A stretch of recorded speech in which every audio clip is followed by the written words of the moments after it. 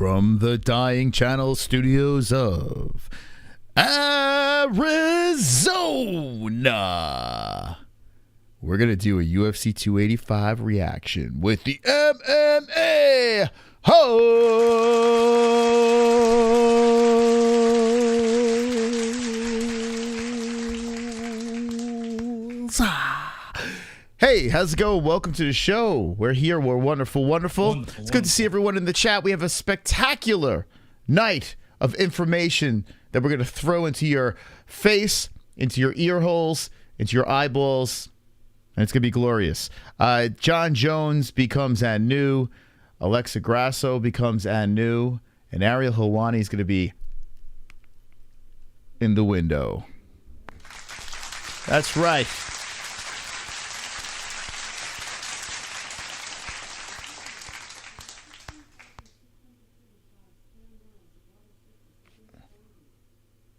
Alexa's talking in the background. I don't know why. So yeah, we're going to be discussing the GOAT status of Jon Jones and the entire card. It was a crazy night on Saturday night. So strap in, hit the like button, and let's get this party going. Before we get into it, I want to shout out CBDX.com. Promo code MMA-HOLES for glorious weed. 20% off MMA-HOLES at CBDX.com. Use that promo code. Get the discount. Must be 21 plus or older to purchase. MyBookie.ag is where to place your bets and wagers. MyBookie.ag. The promo code is MMA-HOLES for 100% match in your first deposit. Sheath Undies. That's right. Sheath Underwear, the best in the game. Check it out. Links are in the description. Use our promo code MMA-HOLES for 20% off. And Head Rush. Shout out to Head Rush. XMMA is coming right around the corner. Head Rush is the place to get the clothes. Check it out in the description. Go shopping on us. You get 20% off with promo code MMA-HOLES and ESPN Plus. I want to thank everyone that bought UFC 285 through our link. Let's go. Thank you very much. Get the deal. Use our link in the description down below and watch the UFC fights. This weekend there's some more fights. Merab is fighting Petr Yan. So that's going to be glorious. That's going to be wonderful. We'll be reacting to that as well, like we did on Saturday. So how's everyone doing in the chat? Everyone good? We are post UFC 285. We have digested the information, and I got to say this, there is a lot to talk about. So what we're going to do is we're going to zoom through the card, and then we're going to talk about the GOAT. Jon Jones does something that, kind of blew my mind. Like, I'm not surprised that Jon Jones dominated, but the way he went in there, well, we'll get into it. And Valentina Shevchenko losing her belt, I am still stunned by that. When the reaction happened and my eyeballs popped out of my head, I went to the restroom and I was like shaking. I was like, I can't believe I just saw that. So we'll be talking about that craziness. Let's say hello to the people in the chat. Make sure you hit the like button and let's take attendance to the greatest show in the world, the MMA-Holes. How's it going, Kainoto? How you doing, Robert? How you doing, Sober Carl? How you doing, Bro Plata? How you doing, Alan Tam? How you doing, Reddy Samedi? How you doing, Damn Savage? How you doing, Sober Carl? How you doing, Big Dog? Hopefully you're wonderful. All right, let's get right into it. Let's look at the card over here and talk about it. So much went down on Saturday, man. I had a blast. 300,000 views on Saturday night. What?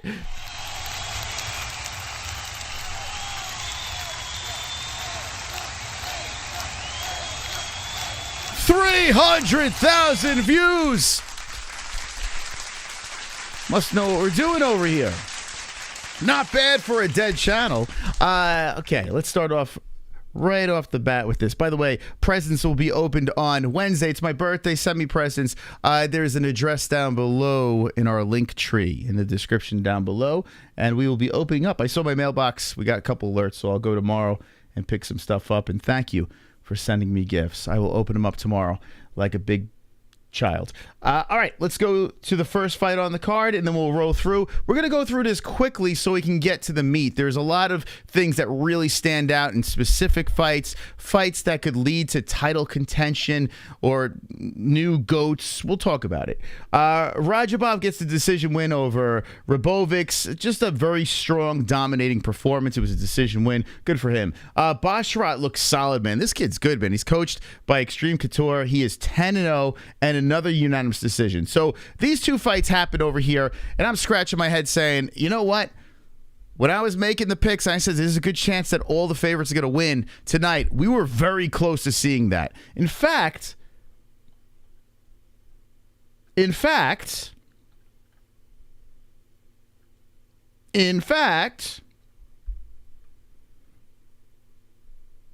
there was one upset.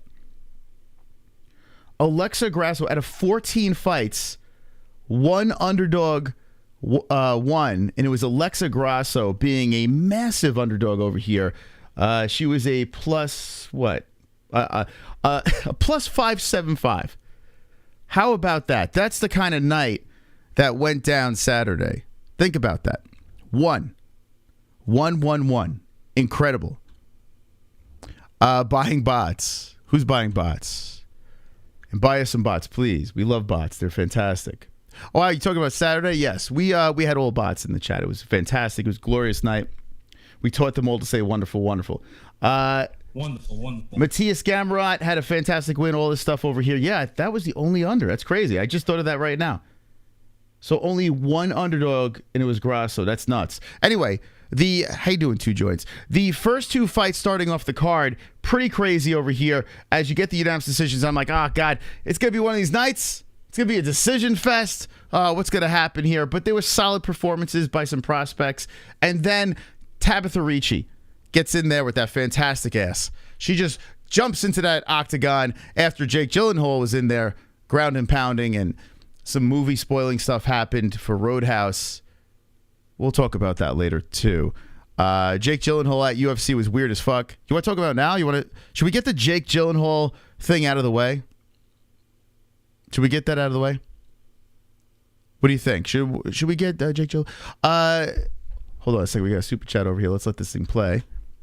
Maybe we should. Roadhouse is an AIDS movie. How do you know? It's not even out yet. Yeah, should we get it out of the way? And then maybe later on, if we open up phone lines, we'll see. Maybe we'll talk about a little Roadhouse if you're interested in that. Listen, it's going to be cringy because, it's Jake Gyllenhaal playing an MMA fighter, in an octagon, and you got John Anik be like, oh my God, on the sidelines. I just saw that clip today where him, and I think it was DC and Megan O'Leary were yelling and screaming, what's going on here? It was this whole thing. Anyway, they're filming scenes to Roadhouse. And in a nutshell, super chat. Randy, do you think you will have Raw Jr. on one day? You never know. Although I hope he doesn't see our short. I hope that would be nice. The youngest UFC champion, maybe. Raul Rosas Jr. I would like to have him on for sure. That kid's he's funny. He's very good, and I think he's going to be a problem. I think he's going to be a multi-division problem. So I would love to have him on, for sure. Slide into his DMs. And tell him to come on the MMA-Holes. That's happened before, where the people have pushed a fighter onto the show. So I'm down with that. Thank you for the donation, man. Appreciate that. We'll let this Omar thing come in over here. Omar Peoples! Super chat. What's up, Omar? How you doing? How much did you pay for the views from the bot? I paid so much money. Let me tell you something. I tell you what. Every time, think about this, every single time the big event hits, we kill, we destroy, we dominate. Every time.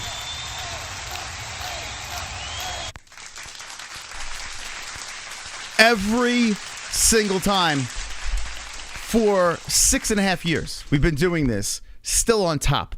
Every time the biggest events hit, the MMA-Holes dominate. Easy work over here on the show.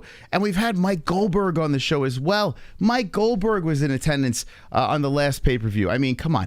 Things are going very well for the MMA-Holes. We are the best reaction show out there. We're the first. We're the first fully functional, fully interactive combat sports reaction show over here. So I got to be honest with you. A little pat on the back. Shout out to us. Best community in the world. Thank you, Omar, for the $2 donation. Appreciate that. I mean, we just keep on doing it. It's just how it works. So yeah, Jake Gyllenhaal. Let's get this shit out of the way. Let's get this out of the way. Jake Gyllenhaal jumps in the cage. He's getting ready. They have all the cameras out. They film this scene where he finishes a man very quickly. They go like he's against the fence. He's getting hit. Then he comes back. He starts punching, and all of a sudden a flying knee. Guy goes down. A couple of unnecessary strikes. The ref separates him. Jake Gyllenhaal wants more, and there's all this crazy stuff's happening. You pan to the commentary team, and they're like, "Oh my God, what's going on? Stop this maniac!" Now we know. Not the end of the Roadhouse movie, but I've seen theories online, which I truly think this is the case. I'm assuming we're seeing the beginning of the movie, where Jake Gyllenhaal is a UFC fighter. He does something Paul Daly-esque, maybe. I don't know. Something stupid. He gets kicked out of the UFC, and now he's got to be a bouncer at bars. I'm assuming that's what's happening here. So now we know sort of how this movie is going to start. So I don't think there's any spoilers. I don't think they would have this with people with a million cell phones in the crowd being able to share something like this. It's like a marketing thing. It's brilliant. It really is. The movie could be hot trash. It may be. But Conor's in it. They have this whole thing with the UFC, and they're filming things. The people that are in the building for UFC 285 get to be part of the movie.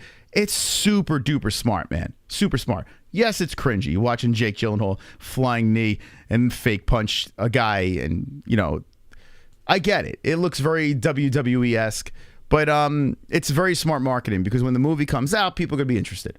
So they did a good job with that, and we'll see what happens. Is anyone in the chat interested in Roadhouse? Is anyone in the chat saying, "Hey, I can't wait to see that movie"? Yes, no. Let me know in the chat. What do you think? MMA doesn't incorporate well in movies. Yeah, I mean, I'm hoping that this is like the first movie. I mean, we had, what was the one with Tom Hardy? That was good. Warrior was pretty good. Warrior, like when anyone asks me, "Hey, what's your MMA movie?" It's Warrior. Like that's the movie right there. The Warrior's great. I could watch that over and over again. That's a fun movie. Good heartfelt movie with Tom Holland and the ginger guy. I didn't see the Halle Berry movie, and I heard it was so bad that I don't know. But who knows? Like, hopefully Roadhouse is a good popcorn, shove in your face, fun movie. That's what I'm hoping for. I'm not expecting much from it if Conor McGregor's in it. You know what I'm saying? Oh, Kevin James, Here Comes the Boom. That was fun, I guess. Goofy and fun. You had Chael in there, and who else? You had Boss Rutan was in that. Yeah, that was fun. Original Roadhouse was great, says Canadian Jimmy. So I remember back in the day seeing Roadhouse, but I barely remember the movie. So what I did was, Jesse's never seen it. We were like, okay, let's watch this. So we sat down and watched it. And I got to be honest with you, it's not very good. Like, it is what it is, but it's not very good, Roadhouse. It's a fun, cheesy 80s movie you just can't take very serious. A lot of oil and silly combat. But it's kind of stupid, but I think it's self-aware, and that's what I'm hoping with this movie, that it's self-aware and it's goofy. But I mean, have you watched it recently, Roadhouse? Ugh. It was the 80s monster, you should know. I know, but there's certain 80s movies that I could watch over and over again. Like the Gremlins and other cheesy-ass movies where I'm like, this will never get old for me. Whereas Roadhouse, you watch it once every 10 years. You know what I'm saying? 10 years, and you're like, all right, I'll wait. It was good at the time. At the time, yes. I was a little too young but it was, yes. I drink unsweetened tea. I'm 80s for Brady, and hello, sweetie pie crumb cake. Wow. A sweetie pie crumb cake. I like it. Wonderful, wonderful. Hey guys, I'm back with another healthy fast dinner in a busy world. 15-minute steak dinner to make my husband's tummy feel yummy. Plus I get to wear black rubber gloves like a serial killer. Yes, make sure you subscribe to JBM's cooking channel. Thank you, JBM Cooking Channel. Appreciate that. All right, there's really nothing else I have to say. We showed some of the clips of the Roadhouse filming in the lead up to 285, but they did film some more stuff during 285. Bro Platter, if he's still in the chat, he was in the building, so he would be interested to hear like how his experience was when they were filming that movie.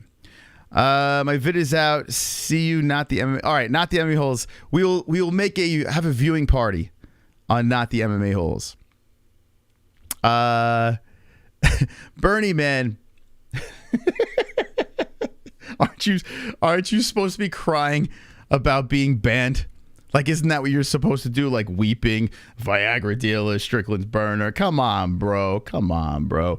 Go cry someone else. Go cry somewhere else, man. This is the big boy hour. This is not the weeping chat member hour. So Tabitha Ricci saved started off the momentum in the right direction as she gets this armbar on Jessica Pena. And now listen, she's 40 years of age. Her best days are definitely behind her. I had a shit night with the bets. I was 10 for 4 in my 10 wins and 4 losses with my picks. Had a good night. But 3 of those losses were bets. Bad stuff. Jesse saved me, so shout out to Jesse for saving me. Sliding in the Grasso at the last second. Not sure how she pulled that off, but she pulled it off. Very wonderful. Wonderful. Tabitha Ricci gets the win. She looks great.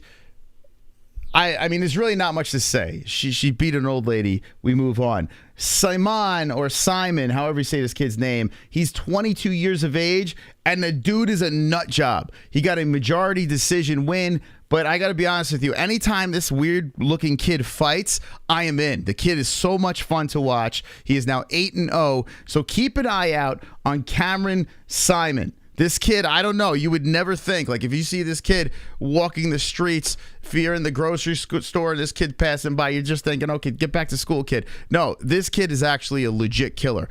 He's nuts, man. The guy's crazy, and I love watching this kid fight. Ian Gary. Okay. I don't know what it is about Ian Gary, but I got to be honest with you. I still kind of don't care.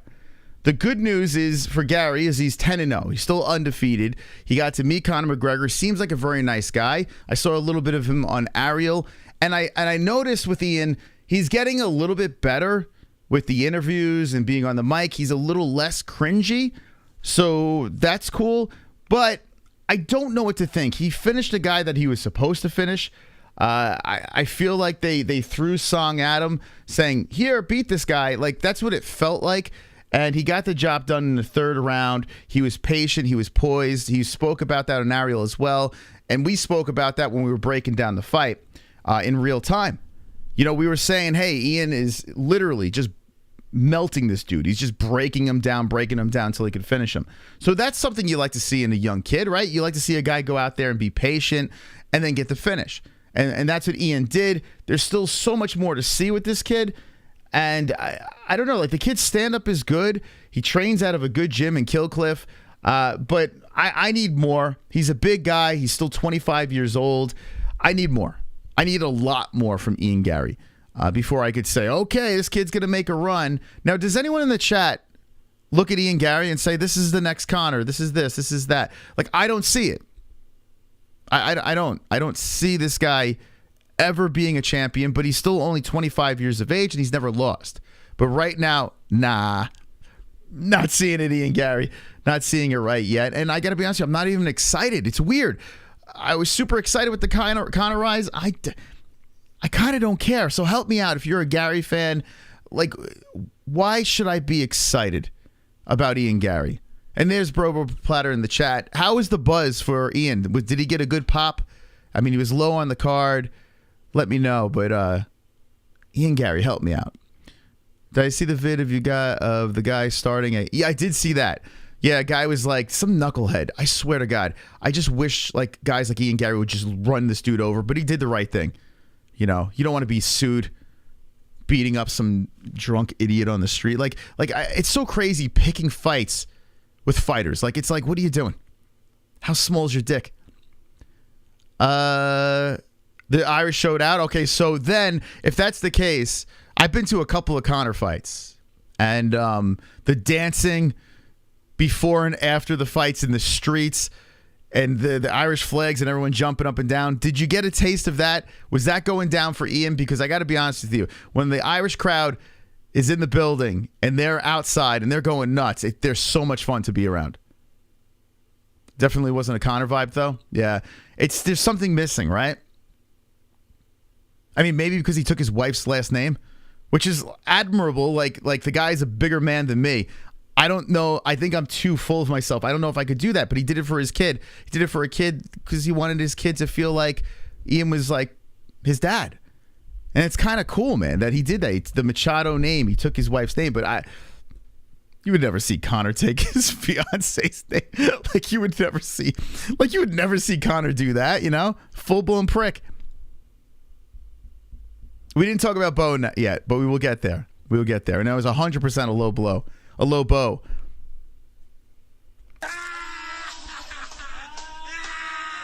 Wonderful, wonderful. They didn't put his wife's name on the broadcast, though. Yeah, they did. Well, oh, you mean on the screen when they were fighting? No, but everything leading up, the tail of the tape, all that stuff, it was there. What is the best HBO TV show? A lot of people would say Sopranos. I wouldn't. I think Sopranos is very overrated. Fraggle Rock. I don't think Conor is going to be a massive draw in his return. He didn't even get a pop when he showed him at 285. Okay, so when Conor fights Chandler, it will be massive. There's no doubt about it. Conor versus Chandler is going to be huge just because, I mean, Conor, he walks out in the street, you got mobs of people chasing him. It's like he's the Beatles. It's nuts. But I get why people are kind of sick of him. I'm still team Conor. I'm still going to root for the guy. But when I see him in the crowd, I'm like, yeah, all right, whatever, dude. Like, I just want to see you fight, you know? I'm not into all this extra curricular activities outside of the cage. Like, I don't care about any of that stuff with Conor. And even the Ultimate Fighter, like, I'll watch. We'll probably do some sort of reaction to it. But if it sucks, I'm going to stop watching that too, just like Power Slap. So all I want to do is see Conor fight. I think it's going to be big. I do. And I'm curious to see the numbers of UFC 285 because I was looking at our pay-per-view buys through our ESPN link, and they were pretty decent. So I'm very curious about how 285 did. I hope we finally get those numbers released. I did hear rumors about Jake Paul's fight and the numbers being 200,000. Does anyone know if there's any truth to that? He was mentioning it's trending towards 500,000, but I saw something 200,000. So if anyone knows the Jake Paul number, just curious what the fuck that is. But I thought it would be halfway decent. Now, it was $50 for the pay-per-view, but I'm curious if anyone knows the numbers to that. Little side mission for the chat. Aw, super chat. My man, Randy, thank you for the $1 donation. Appreciate that, my man. Thank you. Randy. If Jake did 200,000, he didn't get paid 30 million. I mean, well, there's other sponsors and there's other ways to get paid. Wonderful, wonderful. You guys can shove Roadhouse up your ass. Patrick Swayze was AIDS in the film and was worse in Point Break, and Ghost was unwatchable. Demi Moore has never been the same living without McLean's hog. Yippee motherfuckers. Thank you, Vishwana. Thank you. 750K buys. That's not accurate. Wherever you heard that, that's definitely not accurate. Because 500 would be like very high. 700, dude, that'd be nuts. It would be hilarious if it's true, but I don't think that is. I heard like 200. That's what I heard. Okay. Vishwana coming in. Yeah, hard in the paint. Vishwana not messing around. You want to tickle Vishwana? Hit the Streamlabs donation. Thank you very much. Appreciate it, guys. All right, so yeah, if Gary gets to win the third round, still so much more to see from the kid. He says he wants to get on the card with Conor, And that does make sense, right? Throw him on that card when Conor fights Chandler. So we'll see what happens with Ian Gary. But to me, I don't know. I wish I was more excited about the guy. Like, there are other guys that I'm like that dude that looks just like Khabib 2 cards ago. I mean, that dude excites the hell out of me because it's literally like they just took Khabib and they shrunk him and put him in the same weight class. And he's anyway. Okay, so Barrios gets the win over Marquez. This is what I thought it was going to be. It was a slobber knocker between the two guys. Barrios gets the win and hit it on the head. I mean, there's really not much I could say about this. Julian Marquez, he's a fun guy to watch, but he gets hit too much. And Barrios was able to take care of business there. Hebos gets the win unanimously. She looked very good, very dominating. Another great ass, so congratulations to Hebos for the win. Let's stop here for a second. Du Plessis versus Brunson. So, I'm very proud of myself for controlling my feelings and emotions with my pick on this fight. I was almost going to put money on Brunson. Like, I was really thinking about it. The night of the predictions and bets, because I think of Brunson as the guy they put in there to stop hype trains. You know, that's what he's done before. And Brunson, when he was a little bit younger, was a whole different animal. But when I was looking at it and I was watching the face-offs, and I was like, Brunson's is pushing 40, and Derek is, you know, he's talking about retirement in his last fight. I couldn't do it. I had to switch back over to Du Plessis, and I'm glad I did, because what happened? The second round comes around, and Du Plessis and Brunson are exhausted, and it just favored the guy that was younger. That was it. I mean, Du Plessis was just younger. He's already a talented fighter. I don't know about champion, but he's a tough, hard-nosed fighter that could play with you on the ground, play with you on the feet, and just his age prevailed. Being the younger guy in there, Brunson was huffing and puffing. The strikes were happening from the top at the end of the second round. And then with 1 second left, the corner throws a towel in. Tosses the towel and says no more. And people were saying this is the second time ever for a towel to be thrown in, the first time with Nate Diaz. 750K buys on SureDog News for Paul versus Fury. I do not believe that. 750K? Hold on. Dude, that sounds insanity. That sounds insane.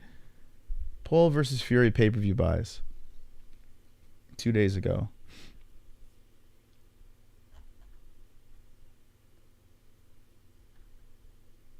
Come on. All right, allow it. Okay. Okay.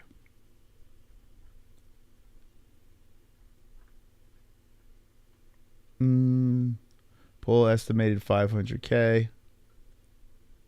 Yeah, I don't know. Yeah, I don't know where you're getting. It's SureDog. That doesn't mean that's the release. That's the right number. Yeah, I don't know. DM me like actual real like numbers. There's no real numbers out. They were estimating 500K, and to hit 750, I would imagine it would literally be all over the news. So that kind of doesn't make any sense. Anyway, what we talk about? We're talking about Du Plessis. So yeah, very nice win by Du Plessis over here. It's a bummer to see Brunson lose like that. I like Derek Brunson a lot, but the corner throwing in the towel with 1 second left, it didn't seem like Brunson was too happy about it. He made he had a quote on Twitter, basically saying, "Hey, my corner decided to throw the towel in. I guess he wanted to go back out there. I don't know." Not lying, Google 750K. From who? Who's releasing this report? It would be everywhere. And if it's just on Google, that does not mean, like, I need a source for the information. Hey, what's up, Sadiq? The tower was lame. Yeah, well, 1 second left. Now, there was a shot that landed where Brunson's head did bang off the mat. It did look pretty bad. But 1 second left was the only thing that made me scratch my head. I could understand, you know, let it go, the round go, right? It was a second. He goes to the bench and the stool, and they're looking at him and saying, okay, you shouldn't go out there. You're going to get brain damage. All right, fine. But throwing in the towel 1 second left, I don't know. It was kind of weird, right? Super chat. Regardless, he wasn't going to win, but still. Who can beat John at HW? Thank you, Sadiq. How about Super Sadiq coming in with the Super Sadiq super chat? The Super Sadiq chat. Dude, so I actually did myself... I was doing something that I don't normally do. I was in my garage today. I was, working on some stuff, and I had the YouTube on in the background. There was nothing on. And I was scrolling through, and Brendan Schaub popped up. And I'm like, I haven't listened to Brendan Schaub break down anything at all.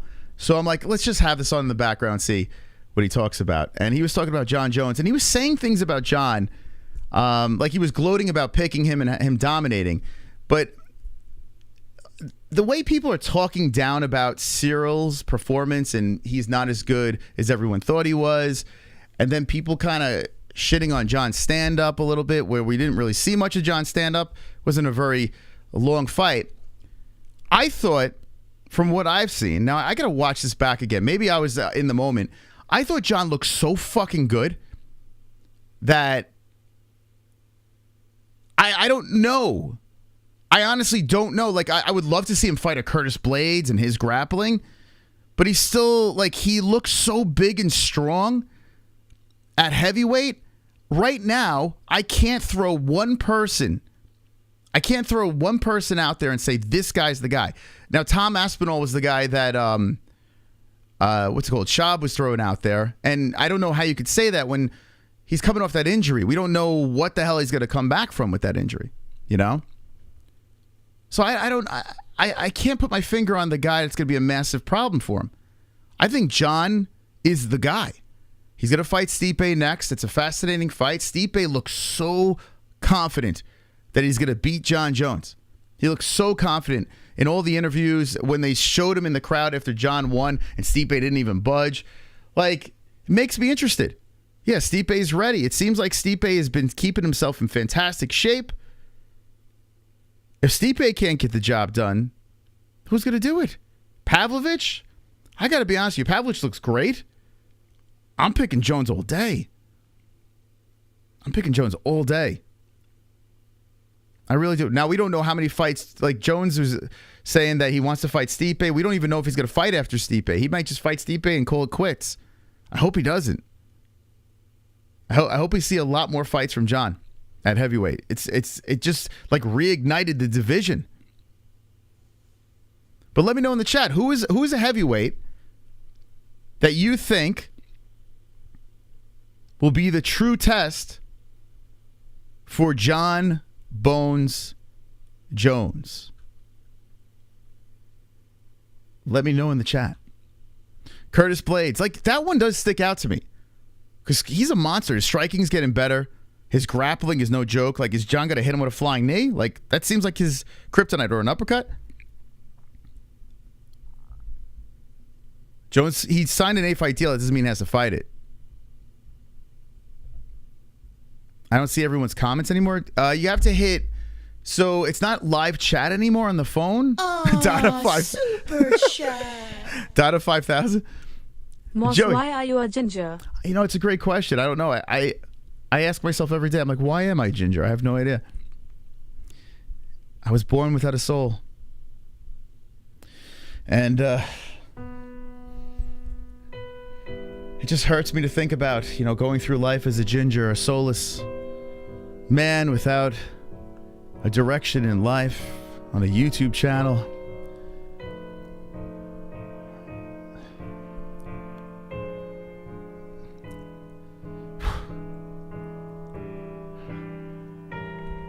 Wonderful. Anyway, thank you, Joey. Appreciate that. Now you just brought me down, man. Sometimes I try to forget that I'm a ginger, but you have to bring it up, and now I'm all depressed. I'm a ginger with an attitude, though. All right. Anyway, let's move on. Over here. What are we doing? Sidetracking me. We got to get to the Jon Jones fight. There's more to get to. Okay, you guys got to be patient. You can't be skipping around over here. You can't be skipping. I'm on number 8. Sadiq, you can't be skipping around, bro. You can't be skipping around this card. We got to go in order. We just wait for the views to go up, and then we just go.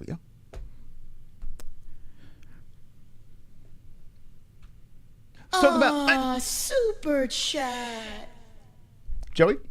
At least you're better than MMA Guru. Who? Thank you. Anyone know who that is? Thank you. Thank you for the donation. Appreciate that, man. Thank you.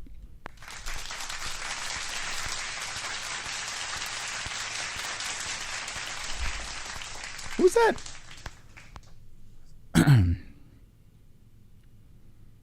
When we were getting 300K views on Saturday, I didn't hear of anyone like that.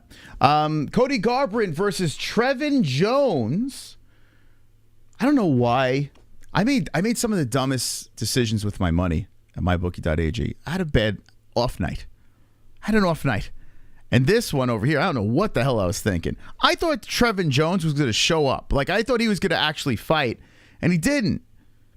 And then I get it. It takes two to tango. And tangoing, that's what Cody Garbrandt was doing. He was just dancing. He was shuffling the feet around, and he looked quick. He had some pop. But there was, like, nothing going on. There was nothing going on in this fight.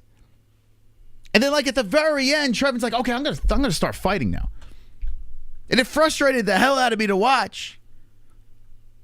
But this is a fight that Cody Garbrandt needed to win so bad. In the worst way, Cody needed to win this fight. And he got it done. So that was the most important part. Just get back in the win column and take it one fight at a time. So I understand that. But just as a selfish fan that wants to see carnage, it was rough to watch. This was very rough to watch. This is a complete bathroom break of a fight. Here's your stats. 3 rounds, 33 strikes landed for Cody, and 30 for Trevin Jones. Astronomical numbers right there. You have the control time, 232, 139 in favor of Cody Garbrandt. Did what he had to do to win, got 2 takedowns. Oh my God. This fight was terrible. But is this the start of the new Cody? I mean, Cody, people are killing Cody. His chin's gone. He's this, he's that. He got past his divorce. Maybe his mental health is getting better. He's still got the speed. He's still got pop. Can Cody Garbrandt, can he make another run? He's only 31 years old. It's kind of wild to think about. He's shown before that he kind of has a chin, because if you think about it, take away the Cara France fight, he was depleted. He was down at 125. He's going through the divorce, gets smoked. But Rob Font, he got peppered in that fight. Like, there were plenty of times for Rob to be able to put him down. He couldn't. So even though he lost that fight, it showed you that, hey, maybe this guy could still take a punch. Maybe if he goes back to the drawing board, he could make a run. Bantamweight still could be kind of up for grabs, because Aljo's talking about fighting Henry Cejudo and then going up, and then Merab is fighting Piotr Jan. Maybe, just maybe, Cody makes another run. I mean, this is a hot take over here. I don't believe what I'm saying, but you can't say it's impossible. He's only 31 years old. Some guys get in the UFC at 35. He's 31. Cody Garbrandt. I was bored out of my mind during this performance, and he took a guy on semi-short notice. He didn't take him. His opponent took him on semi-short notice. But is anyone in the chat, does anyone out there have faith that Cody could make some noise again? Me personally, I can't say I do, but watching his speed out there, and maybe, who knows, he fights a little smarter, maybe he could. He's got the skills. It's not like he doesn't. When he smoked a Sun Xiao, I mean, he's got the power still there. Let's look in the chat. Let's see if there's anyone that is optimistic about Cody No Love.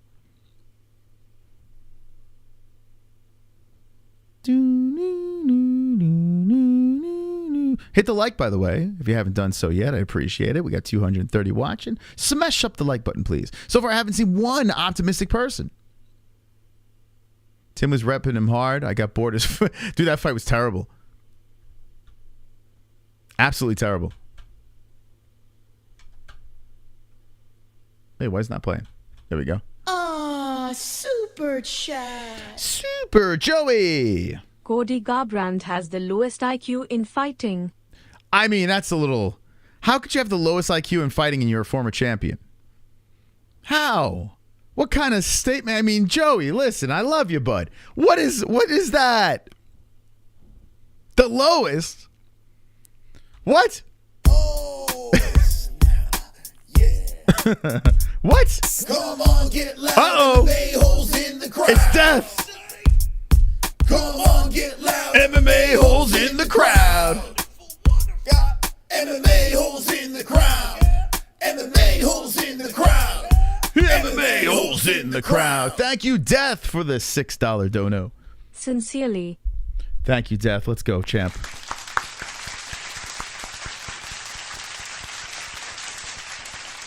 My man Death coming in.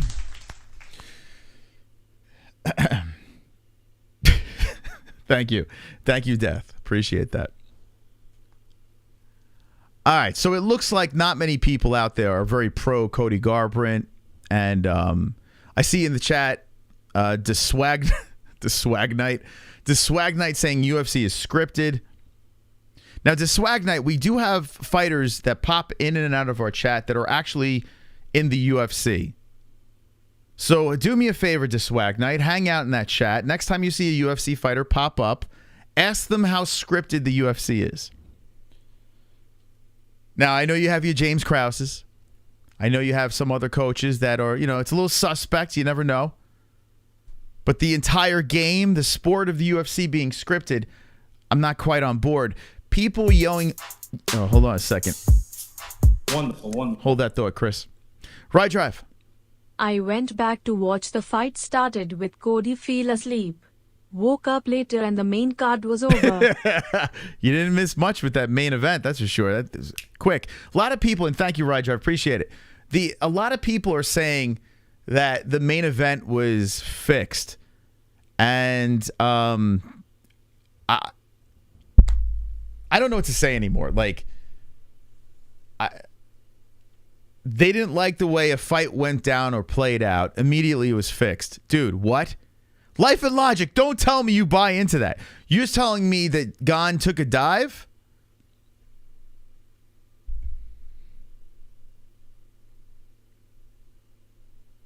No way. Don't make me put a poll in the chat. Don't make me do it. Don't make me do it. What? Uh-oh! D-Rest with some $10 boobage over here. Take out your penis. Hey, I can see your underwear. Put your boobies in the air. Fapping like I just don't care. Can I lick your pubic hair? Snap a picture, time to share. Took my meat vision impaired. Filthy mind, I need a prayer. Pervert cameraman, beware. Pervert cameraman, show them tits. Pervert cameraman. $10 tip. Pervert cameraman. Yanni Celeste. Pervert cameraman. Show them breasts. Boobies. Boobies. Did I mention death? Yes, you did, but thank you. D-Rest. My man D-Rest. D-Rest is also known as the king of the Monday show, man. This guy comes in on Monday nights and he just makes it rain. My man, thank you very much. I appreciate your support. Was the main event... Please, I'm begging you, don't ever buy another UFC pay-per-view again. $50! I don't want your money. Pussies, pussies, I don't want your money. Pussies. Oh my God. Pussies, pussies, pussies, pussies, I don't want your money. Pussies, money, pussies, money. Oh my God. Pussies, you're a moron. I don't want your money. Money, money, money, pussy, pussy, money. Pussy, pussy. I don't give a... I don't give a f***. Death.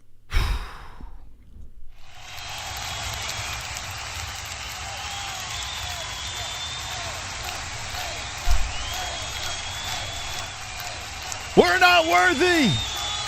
We're not worthy. Wow. Wow. Impressive. Very impressive over there. $50 donation. Thank you, D-Rest. You're wonderful, wonderful. Wonderful. Appreciate that. I got the poll in the chat. I got it in the chat. You made me do it. You made me do it. Was the UFC 285 main event fixed? Yes, 34%. No, 67%. Now 69%. We'll let that sit there. I believe personally that the yeses are just straight up trolling. Like, and I love trolling. I'm all about it, baby. We used to be called the MMA trolls over here. I get it. But come on. This whole rigged John Morgan. I mean, what? You can't, like, stop it.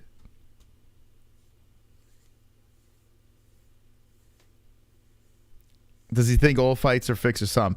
There are some people that think, well, I'm not sure. Is that really Sadiq? I don't even know anymore because we have so many mocks. But if that is Super Sadiq, a lot of people are out there saying that all the UFC is just corrupt. So I don't know. Like, I have no idea. Life and Logic, do you think majority of the fights are fixed? He says it's me. I'm assuming it is. We've seen Sadiq in here multiple times, so I'm assuming it is. We're going to go with it. But, okay, you don't think most of the fights, just that fight there was fixed. So I understand it would benefit the UFC for Jones winning. I understand that.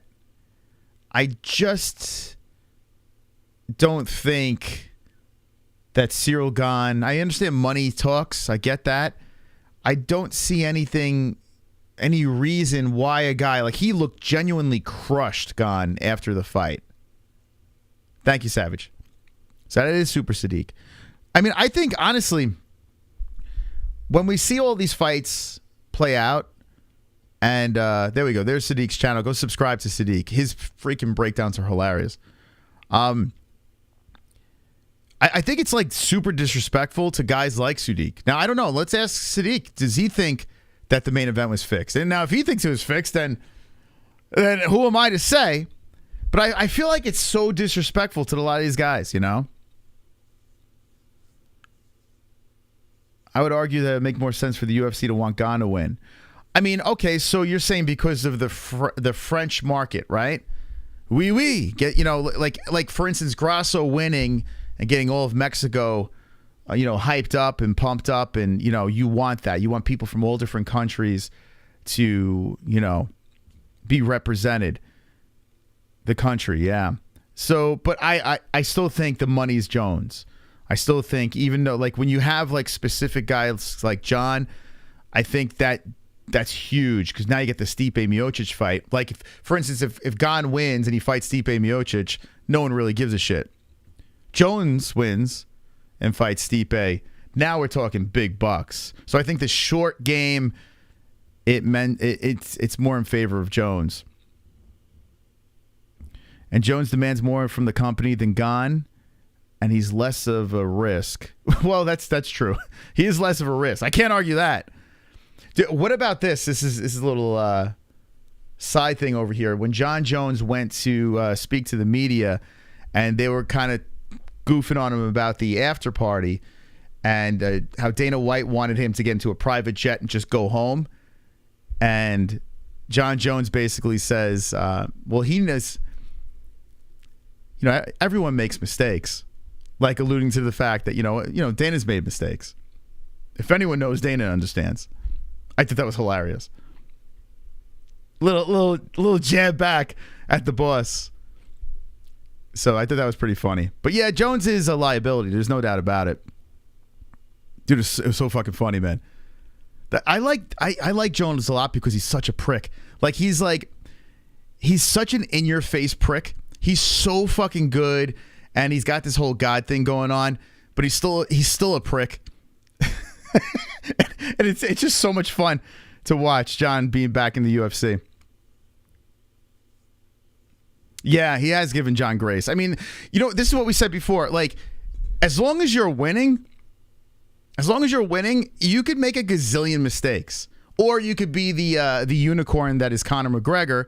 And as long as you're just pulling in money for the company, you'll look the other way, It's kind of, I mean, it's a business. At the end of the day, the UFC is just a business. They're trying to keep the show going. So I understand why they favor certain fighters and they look the other way in certain situations. It just doesn't look good when you have everyone with the pitchforks in the media, you know, trying to tear down Dana in the whole fucking story. But I'm glad Jones won. The whole fix thing, I can't get in on, though, man. I don't know. Like, certain situations, I get it. This one here, I just don't see it. I saw a guy in Ciryl Gane. He looked defeated when he got in the cage. At the weigh-ins, the ceremonial weigh-ins, when Joe gave him the mic and Gane's like, well, if I win, I feel like you already lost. You know? I do. I feel like you already lost. Or maybe people are thinking because he's throwing the fight, he's saying if I win. But why would he say that? If you're going to throw the fight, the last thing you're going to say is if I win. Like, that's literally a massive red flag. It's the dumbest thing you could possibly do if you're going to throw a fight. The UFC was willing to let Francis go. They no longer need any athletes. I think Gane just knows Jon is different. Yeah, I mean, Jon, like, he said it to a T, too, in the lead-up. It was really crazy how Jon was like, this guy is not ready. Like, he doesn't do enough homework. He's there playing FIFA while I'm studying tape. There's no amount of time for him to catch up to where Jon is, especially with the grappling, right? Almost every fight knew the Jones and Gane fight would go that way. Almost every fighter knew. Yeah, I mean, yeah. I had this weird thing, so maybe that Gane would win. Jesse thought Gane would win. Ariel Helwani thought Gane would win. Now, I picked Jones. I don't know how you couldn't pick Jones in that fight. I don't know how you could. Like, I thought it would be more competitive, but I don't understand how. But you're saying every fighter knew that Jon would run him over? Because that's fascinating if that's true. I made a joke about the unprofessional breakdown, but it's true. If Francis took him down, Jon All-American, yeah. I should just fucking have Sadiq call in rather than have him. We're just having a conversation. Fuck the rest of the chat. We got Super Sadiq in here. Anyway, let's get through the rest of this card and let's focus on Jon because it is fascinating. Fights are scripted. Tell that to Conor's leg. That leg knew all along it was time to break at that exact moment. Oh shit! Here we go. D-Rest. Hey, I can see your underwear. Put your boobies in the air. Flapping like I just don't care. Can I lick your pubic hair? Snap a picture, time to share. Choke my meat vision impaired. Filthy mind, I need a prayer. Pervert cameraman, beware. Pervert cameraman. Show them tits. Pervert cameraman. $10 tips. Squeeze those titties. Where are my titties? Where are my chat titties? Where are they at? Pervert cameraman. Show Where'd they go? Boobies. Thank you, D-Rest. Thank you. Staten and Death Wave. Bye-bye. Thank you. What was that? What did you say? Staten and Death Wave? What? There we go. There are my boobies. There, you're slacking. Members, you're slacking on them boobies, man. We got to get those boobies going. Thank you so much for the $10 donation. Manny C coming in. Wonderful, wonderful. Causal's riding Jones calling him the GOAT for out wrestling a kickboxer. Gane didn't need to dive. Ngannou took Gane down at will with no knees at will. Feels like when Mighty Mouse armbarred Ray Borg and was moved to number 1 on pound for pound list. Damn. I think he's the fucking GOAT, man. Am I crazy for thinking Jon Jones is the GOAT? And listen, this matchup was more favorable for him for sure. You know, once they made it, everyone and their mother was saying, "Oh, John's just going to take him down." But damn, this is crazy to me. The only thing I could think about is people are still very not thrilled with Jon's outside activities. You know, beating up his fiance, the hit and run with the pregnant woman. You know, all the trouble he's gotten in the past. I think a lot of people are having a hard time forgive this man, and I get it. He's done some things that are completely ridiculous. It's not like, oh, I found God, so now it's like, it's okay, you know? So I get it. I understand why people are hard on Jon for that. But when I saw this performance, I saw a special moment. I saw Jon get in that cage and try to cheat with the wrap around his foot. No.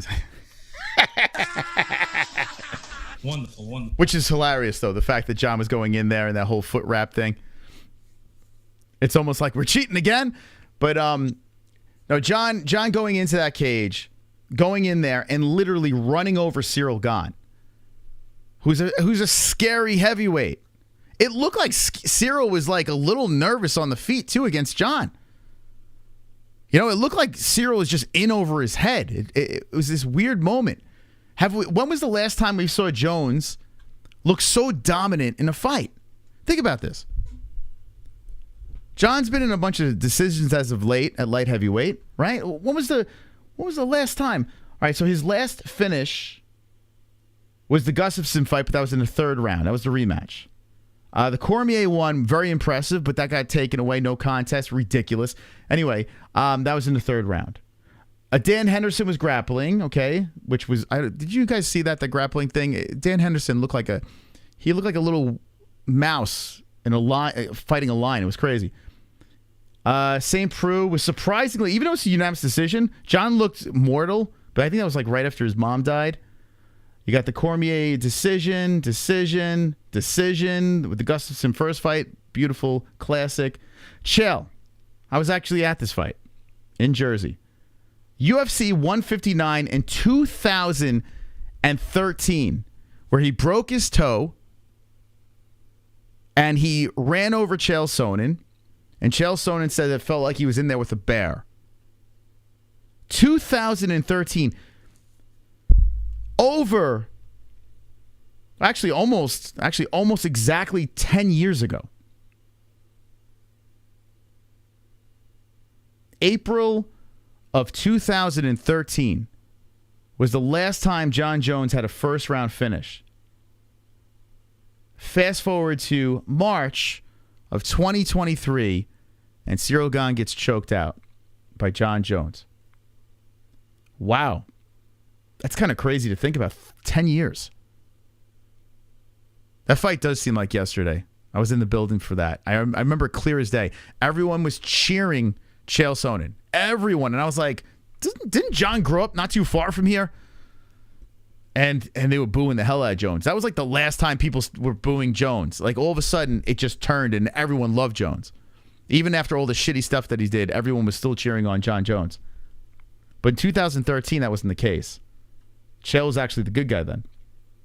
The bad good guy, I guess. Anti-hero, maybe. 2013. That's why this is so very shocking to me. You know, everyone's saying, you know, there were people coming out of the woodwork saying, oh, Jon, you know, Ciryl doesn't have the wrestling. Watch what happens, this and that. You know, Ciryl has a couple of submissions on his resume. I know he's green when you look at his record. But still, you know, he's a big, strong, muscular man that's a very good striker. You would think he would make some adjustments to last a little bit longer than, 2 minutes? How long did it take? 2 minutes and 4 seconds? I'm sorry. This has shocked the fuck out of me. Not that Jon won. I expected that. I did not expect Jon to run him over. That was nuts. So what we saw on Saturday night, what we all saw, the people that were watching live, whether you streamed it illegally or you bought the pay-per-view, we saw something special. A guy on a break off of 2 fights he looked terrible in, like not his best, I should say, not terrible, but not his best. Some say he lost the Dominic Reyes fight. Moves up a weight class and fights Ciryl Gane and annihilates him. 2-division champion. I mean, what else are you going to say about the guy? If he runs over Stipe, what other excuses are we going to make that he's not the GOAT? I'm sorry. I think heavyweight, after seeing him on Saturday, I know it's limited information. I think Jon Jones heavyweight is his final form. I think this is where he belonged all the whole time. He's a massive dude. He fills out that body a little bit better than the dad bod that he brought in on Saturday. Who knows? This guy could sit on that throne and easily just stay there. Very smart fighter. Got all the skills to win in any way, any aspect of the game. And people are throwing out rigged. People are saying, he's not the GOAT. Could be, the Pico stuff, but that gets wiped away now because now that Pico thing doesn't count anymore. I mean, Jones is being way overrated right now at heavyweight. Jones said he felt goofy on the feet and didn't want to strike. He felt goofy on the... When did he say he felt goofy? I didn't hear that. He felt goofy on the feet? Stipe handled Cormier? Yeah, well, he did get knocked out by Cormier, too. We can't forget that. I guess maybe people will say, lucky punch. I don't know what Stipe is going to come back either, but I have a feeling it's going to be a ready Stipe. Anyway, I'm all over the place here. Let's catch up on these donations. I want to get the in-between fights. I want to spend more time on this, and I want to talk about Shevchenko and Grasso. So much to talk about on this card over here. Wonderful, wonderful. We got Kai Noto coming in. Tinfoil hat time. Please hear me out. DID, you see how Brunson took down Duplessis, took his back while he was tased and then just let him up. Am I the only one that caught that? All Derek had to do was sink in the choke, but he let him back up. Thoughtful face.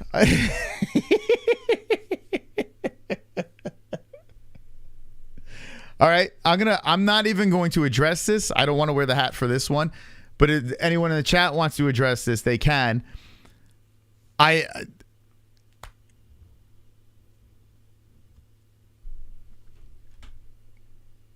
Okay, this is why I love Kainoto, man. This is why I love him. He's not trolling. He's dead serious. He says, watch the fight again.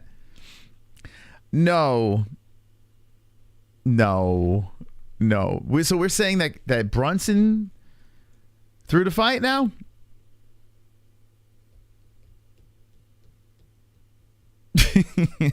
Derek had him.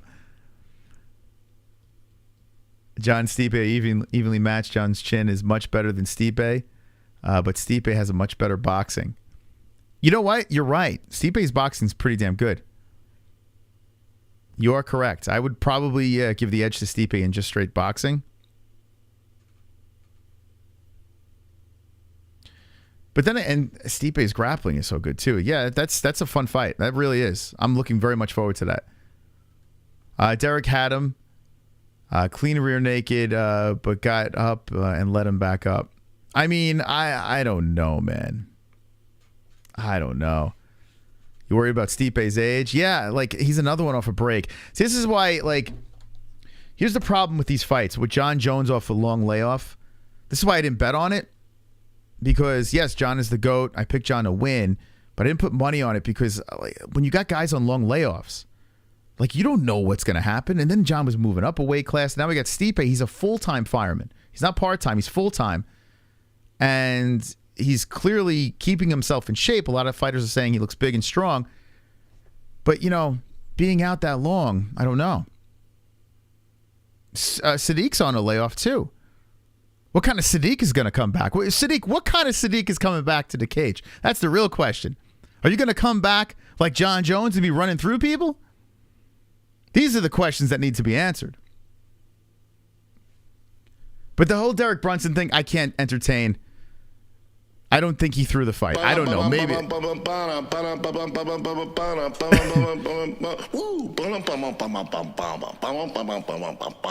hear that jam?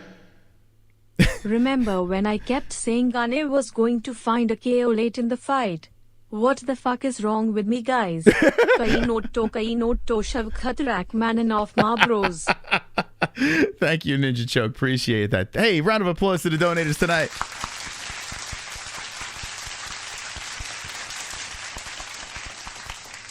Thank you, Ninja Choke. Appreciate that. We got a bunch of donos. Let me catch up here. Wonderful, wonderful.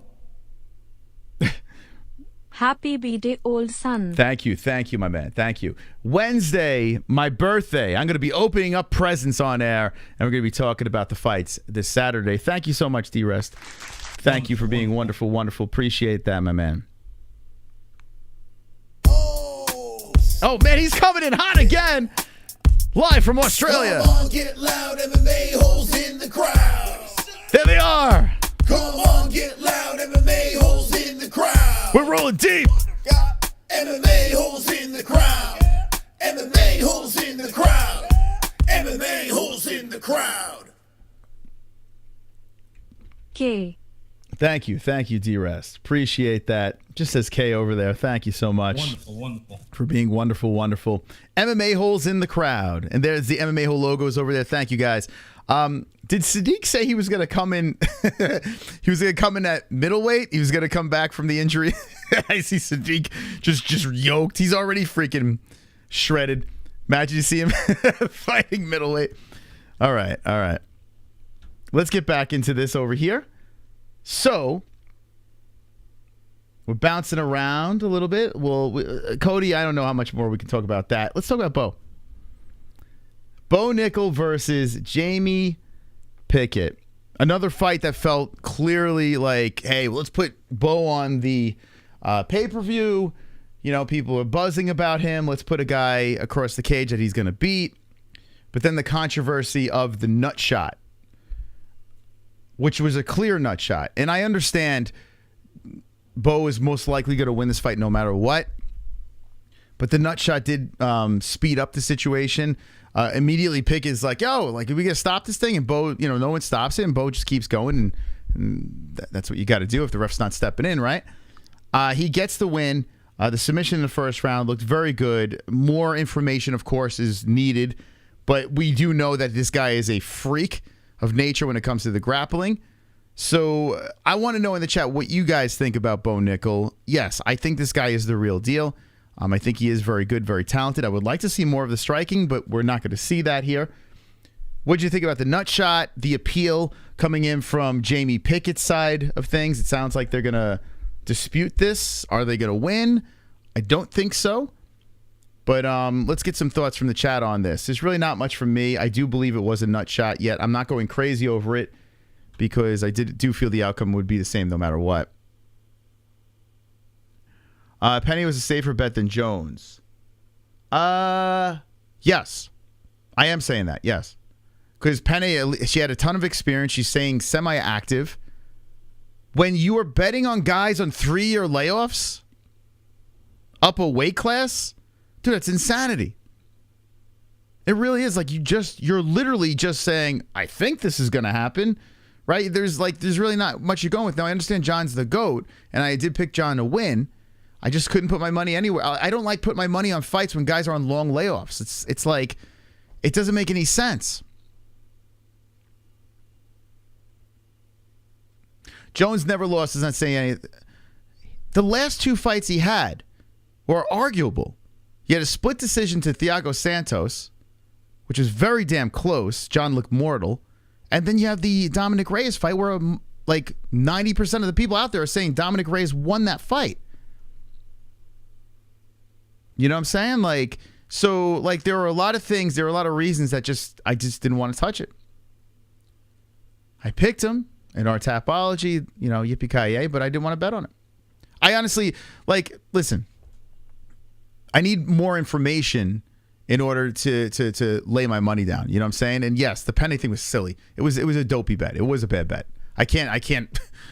In hindsight, it looked horrible. But before the fight, if you listen to the logic going into it, I mean, I you know, maybe, you know, I thought the experience was there, and I didn't want to be smitten by Ricci's ass. Because Ricci's ass was like literally guiding me in her direction. I should have followed her ass into her direction and say, okay, I'm going to pick her. Couldn't do it. But I did pick Jon Jones. I did pick him. And Jesse picked Gane. So if Jesse's coming on the stream later, I don't know, she might be. We'll find out what her thoughts were on this situation. And if you missed it, this was the reaction when the fight went down. So let's show the peeps right now. For those that didn't see it. By the way, the short's doing pretty well on YouTube. Anyway, let's look at this over here.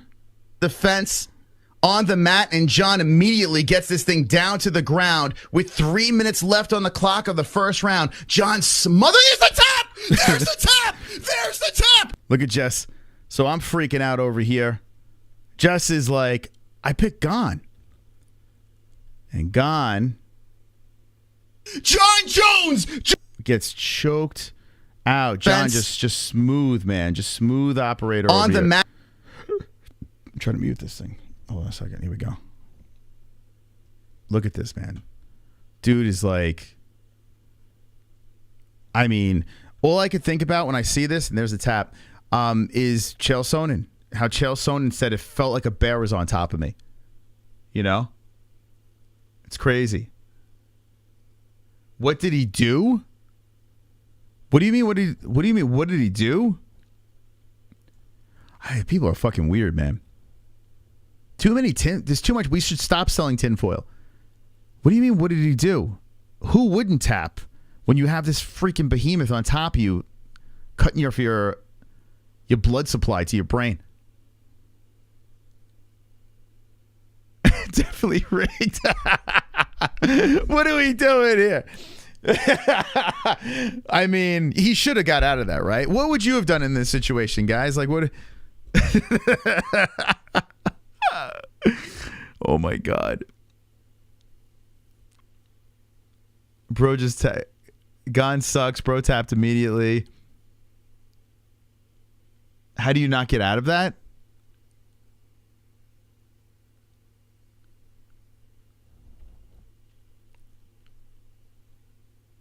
Dude, it's wild.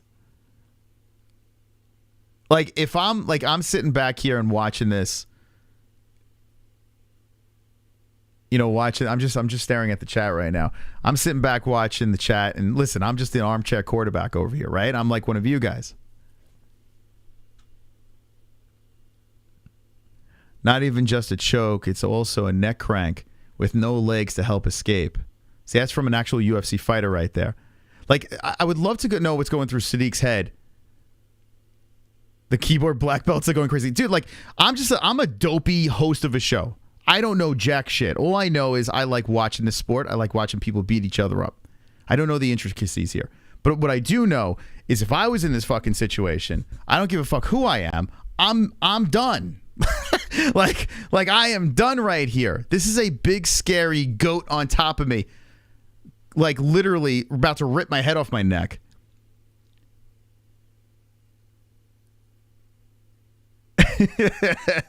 Oh my God, it's so funny, man. I love it. I do love it. But you know what? Here's why MMA fans are the greatest. They are the greatest fans of all time. Like, in sports, we argue. We all argue about everything. We argue about, like, baseball and hockey and soccer, football, whatever the sport you like, the team sports that you like. None of us could throw a 90 mile per hour fastball, right? But we still argue about it. None of us can, run, I don't know, whatever. Any skills that these athletes have, we love criticizing and saying, oh, it should have been this way, it should have been that way. But with fighting, like, everyone thinks they could fight. like just everyone, like any MMA fans, just like, yeah, man, that's just fixed. It's silly. It's stupid. So I could only imagine when UFC fighters are watching, like, Twitter, live chats and seeing people saying it was fixed and this and that. Everyone thinks they can fight, so the opinion's more opinionated. Yeah, that's what it is. That's why the UFC is so great, right? Because that's like, there's no learning curve when it comes to just watching the sport. If you watch hockey, right? A lot of people don't know what offsides is and the 2-line pass and all this stuff. You got to learn the rules. When there's UFC and you're watching it for the first time, you're just watching two people in there just beat each other up, right? So we instantly know it all. The best fan base ever. That's why I'm so glad we started the MMA-Holes. It is the best. The best. The best of the best. So listen, if you think it was fixed, if you think you could have got out of this, if you think Ciryl Gane sucks, I respect your opinion. I may not agree, but I respect it in some weird way. All right. Ninja choke. Hey, what happened? Where's the...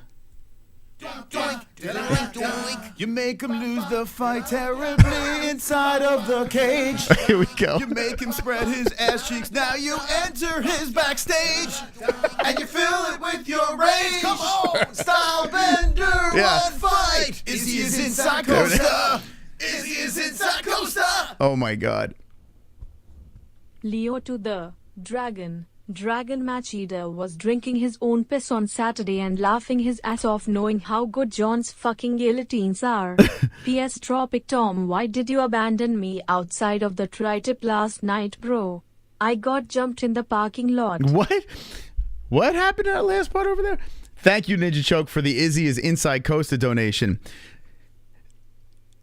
All I could think about when I was watching Izzy's reaction to 285, he does have some good videos. Like, if you go check out, he's almost at 1 million subscribers, by the way, Izzy. I've been hard on Izzy a lot. Jesse loves Adesanya. You know, I've been the knucklehead, you know, teasing about Izzy. But you can't knock what Izzy's done. He's done some fantastic things in the cage, right? But all I could think about is, could you imagine if Izzy fought Jones? Could you imagine if they put that super fight together? Bones versus the last Stylebender? Dude, Izzy would have got... he would have got killed. Killed. Like, it would have been a murder. Does anyone in the chat think Izzy would have won that fight? And as I'm watching Izzy react to this thing, I'm wondering what's going on inside his head. Is he like, thank fucking God I didn't get in there with that guy. Thank God I fought Jan Blachowicz and had a reality check. Dude, it's nuts. It's nuts to think about. If they put those two in the cage together, what John would have done to that guy. Yuri a better matchup? What do you mean? Yuri more favorable for Izzy? I kind of agree. I kind of agree with that. He would slam him like DC did to Henderson. Yeah, I just like vision Izzy tossed upside down and his head just like a pile drive. John could win against Stipe with wrestling, but at least Stipe is a proper MMA fighter. That's fair. Machida would have beat Jones if he didn't get tapped out. Machida was winning every round. So that's true, actually. Dude, it's crazy, right? What he did to Machida, though? He left him limp on the mat, just walked away like it was like a Grand Theft Auto scene, man. It's crazy, right? Yeah, Machida, he was doing well. So... okay, so we spoke about Bo. This drives me nuts, man. I want Turner to win so bad. One judge gave a round to Turner in the decision, and then you had a 30-27 in favor of Gamrot, which goes to show you judging is still as consistent as ever.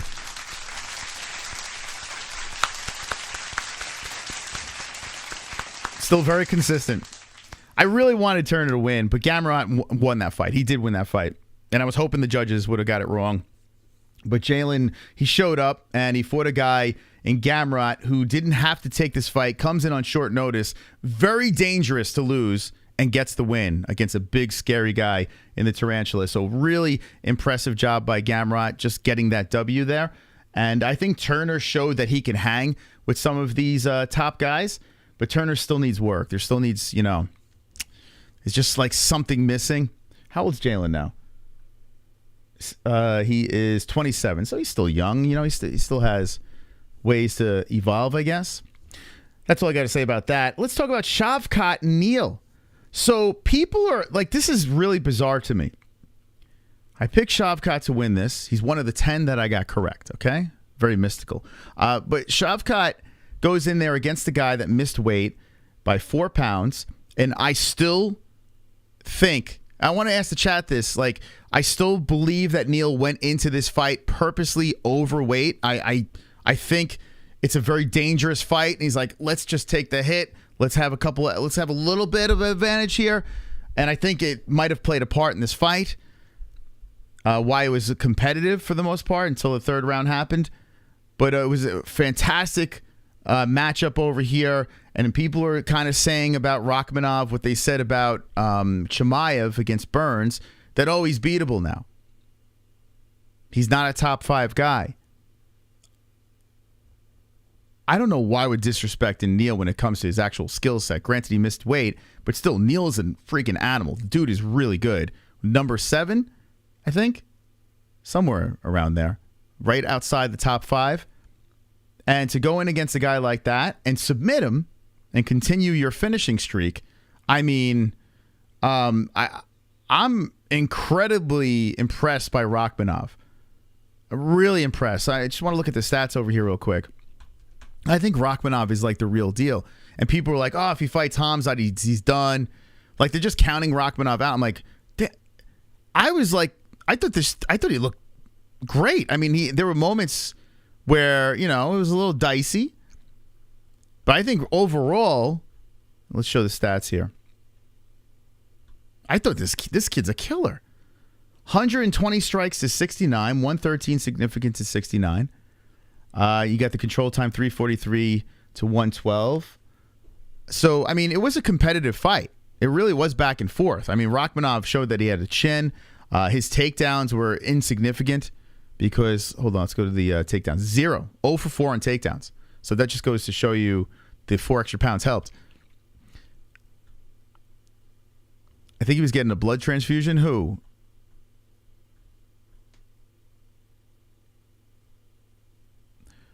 I think Jeff had like septic. Oh, so you don't think he did it on purpose?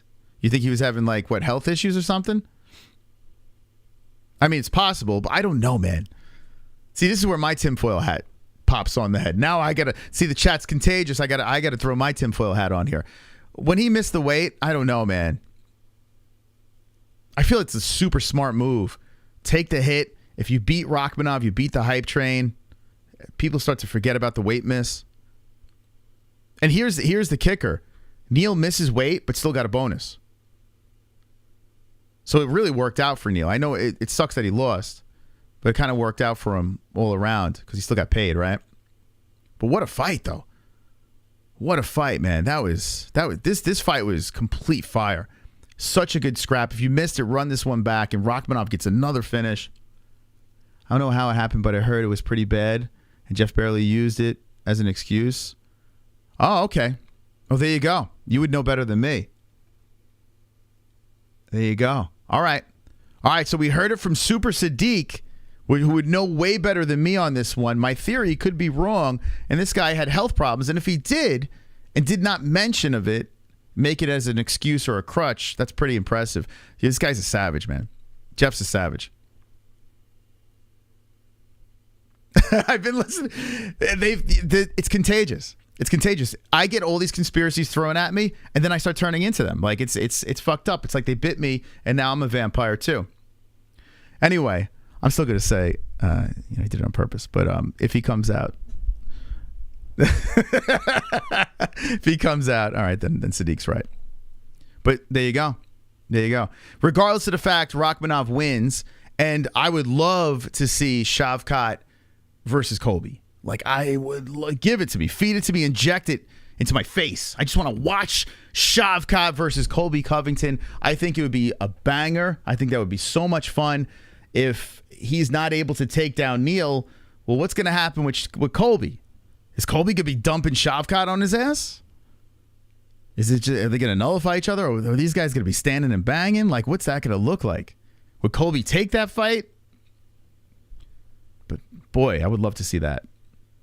How would Shavkat look against Burns?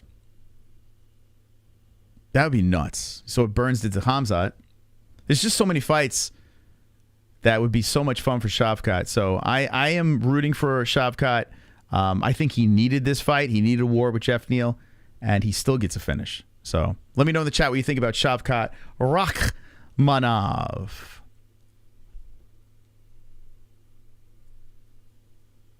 El Bro Bones Jones versus Stipe Sergey Popovich. Then Tan Asparagus. What the fuck, dude? What's going on with that guy? Talk about Bilal versus Colby. What's going on with Bilal? Why are they doing Bilal dirty? Actually, Bilal Colby makes more sense, yes. Shavkat could take... Bilal Muhammad follows me on Twitter, but Sadiq doesn't. Just saying. You know, Sadiq. Bilal, remember the name. Remember to follow the MMA Holes on Twitter. But Sadiq, can't follow us on Twitter?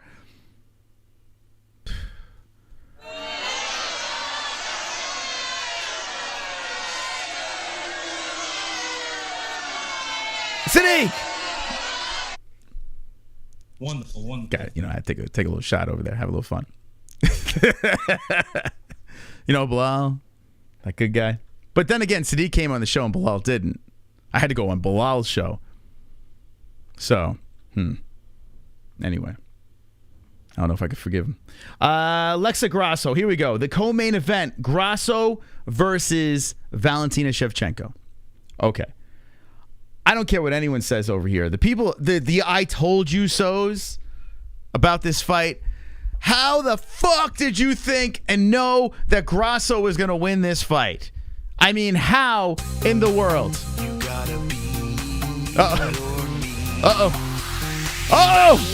Ariel!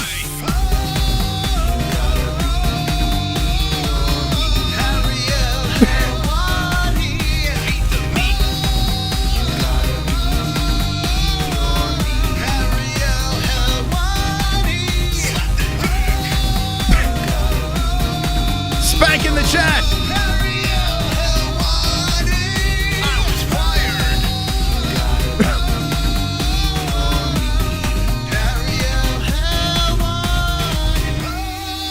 You gotta be your meat. Wow. Dana White doesn't like me. Wow, man. Wow. Shout out to Super Sodiq Yusuf for hanging with the boys. Let's go, Jeff baby. Neal is a warrior for battling though that. Shwakat is the future, but all respect to Jeff. Yeah, super respect to Jeff. And super respect to Super Sadiq. How about Sadiq Yusuf in the chat? Come on, man. Come on. What are we doing? Sadiq hanging with the boys over here. Hanging with the boys. Shout out to Sadiq in the chat, man. Appreciate you stopping by again, man. The best. Sadiq and hold on a second. Why am I'm drawing a fucking blank. Why am I, dude, my memory is so fucking bad lately. Shit. Forget it. I'm gonna when I remember the name, then I'm gonna say it. But I remember Sadiq. Who is the other guy that keeps popping in? I can't fucking remember his name for the what the hell? Mike Davis. Jesus Christ. Having a complete Sadiq and Mike Davis popping in is absolutely wonderful. Wonderful. All right. What do you guys think about this? A crab. He's like the only referee that looks like a crab when he's. He looks like a dancing Disney character. He like crouches down. He's like, under the sea, under the sea. He looks like something that should be on The Little Mermaid. The way he stands and look at him. Oh God. 40. Look at Herzog, he's he's like. I can't. I can't stop focusing. Yeah, I'll on do Herzog while you call the fight. Okay. This is what Herzog looks like. All right. A right hand coming in by Grasso. Well, Do you guys think Herzog looks like a crab or a lobster? What do you guys think in the chat? Be honest. Don't lie. Do you think that Jason Herzog, when he's reffing fights, he's just like always bouncing around? Let me know in the chat. Let me know. All right, where were we? Oh, Valentina Shevchenko. Shevchenko versus Grasso. Who in the chat is part of the I Told You So crew with Grasso? Who is in the chat part of the I Told You So crew with Alexa Grasso? Let me know in the chat if you're part of that team, because I honestly, listen, I respect Alexa Grasso. She's a very good striker. I did not expect her to submit Shevchenko in the 4. Now, listen, if this thing goes to a decision, if Shevchenko doesn't throw the spinning kick, totally different fight, right? Shevchenko wins, we call it a day. We're not even talking about this now. But now we have another Mexican champion over here, and Alexa Grasso gets the job done. There are rumors, I don't know how true this is, but I did see circulating on the interwebs that Grasso was actually training for this moment. She was actually preparing for that spinning kick to come in, and she just lunged on the back and just, I mean, it was so fast, it was so smooth, and to get the rear naked choke on Shevchenko the way she did was one of the most impressive female victories ever. And I got to say, this goes up there with one of the greats of all time. It really, like, it was insanely impressive. And this is something that's, like, imprinted in my head now. If you were watching this live, I mean, what a turn of events. And, Bro Platter, being in the building.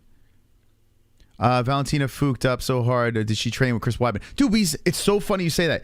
We said that on air when we were doing the play-by-play for that. That's exactly what we said. It felt so much like Weidman with Rockhold. It felt so like one mistake, bang, it's over. Everything changes. Now, I personally think that Shevchenko is not turning into Weidman now. I think Shevchenko in the rematch will do very bad things to Grasso. I really do. I think the rematch would be very problematic for Grasso. I have the vibes of how Nunes redeemed herself with Pena. Now, I don't think it's going to go down exactly the same because Pena was throwing punches like I would throw punches, which is pretty bad. But in this fight, I think a rematch would be a problem for Grasso. I know Shevchenko is 34 years of age, and when they fight again, who knows? Maybe Shevchenko will be 35, 36. I don't know. But I still feel that Shevchenko will be able to redeem herself. I really do. I think she will redeem herself, and she will not be making mistakes like that, and she would get the win. But with that aside, Grasso getting that upset, one of the biggest upsets of all time, one of the most amazing moments in women's MMA. And how about women's MMA? We have seen some of the craziest stuff happen with the women's side of things. So congratulations to Grasso. I can't even. It totally blindsided me to see that happen. So let me know in the chat, what are your thoughts on the Grasso-Shevchenko situation? Will Shevchenko ever be the same? And you know what's funny? I know Shevchenko deserves the rematch, but now I want to see Blanchfield. Like, I want to see old Erin get in there and get a shot. Like, I kind of want to see that fight. I want to see Grasso versus Blanchfield. I know that's probably not going to happen. I know Shevchenko deserves the rematch, but I don't know. I kind of want to see that. Anyway, let me know what you think. Grasso will still be a dog in the fight. With that said, second round KO for the Bullet rematch. Blanchfield takes out Grasso. I would agree. I would think Blanchfield would win that fight. Valentina is going to kill Grasso, and she will get her belt back. The Mexican crowd went fucking wild. Grasso got her down. Tim had Valentina in a parlay. Oh, my God. He went 4 out of 5. Oh, my God, dude. The only fight where the underdog wins, and how much of an underdog was Pickett? She was a plus 575. Pickett was what? Was she the biggest underdog on the card? Oh, Pickett was a plus 900. But still, one of the biggest underdogs on the card. The only underdog that won, and it's Grasso. It blows my mind. Are people saying that this is rigged too? No way. You guys want phone lines? I think we got enough of the donos to come in for phone lines. One's in the chat if you want phone lines. But yes, we spoke about a lot of Jon and Ciryl. I want to talk more to the community over here. You guys want to call in? You want to talk to the MMA-Holes over here? How long we've been live? We've been live an hour 30. I got time. I could do another 30 with you guys. You guys want to call on the show? I got a Discord. Now, in the description down below, there's a Discord link. You want to say anything? Okay. I had to get a lot of stuff done, so no makeup today. So. Oh, okay. We got Super Sadiq hanging with us tonight. What do you think about that? That's wonderful, wonderful. He said Wonderful. that he said the fight community pretty much was confident that Bones was going to win in that fight and go down how it did. Okay. Now you picked Gane. Yeah. Okay. Yes. You need to explain yourself. I did say going into the fight that Jon Jones had every chance to win. Mm-hmm. And I made sure not to take anything away from Jon Jones when I picked Gane. There were a few reasons I picked Gane. One was, of course, the typical Jon Jones was on a 3-year layoff, blah, blah, blah. Then there was a bunch of stuff going on in his personal life over the last year, and I thought that he was super distracted going into the fight. And then based on his behavior with the media in the pre-fight media scrums and stuff like that, I felt that he just seemed too subject to sensitivity when it came to them asking questions about his personal life. And I was a little concerned that might have been too much of an emotional factor as well going into the fight. So there were a lot of things. And then, of course, the nail in the coffin was when I saw him trying to walk in the cage with tape around his foot. I mean, there's a reason the tape was there, right? So Think he's trying to cheat? So, well, no, I don't think he's trying to cheat it, but something had to have been wrong for it to be there, or he had to have some lack of confidence in, something for the tape to be there, right? So, no, I'm not saying he's cheating. I'm just saying there were a lot of things at play that, made me lean in the direction of Gane, but I was still very realistic that he could just as easily win. You know what I mean? Because we didn't know what to expect with him coming in 3 years later. Yeah. And it's a completely different division for him. I just didn't know how he was going to fare. Well, you and Ariel Helwani picked Gane, Jesse. Well, here's the difference between me and Ariel Helwani. You and this guy.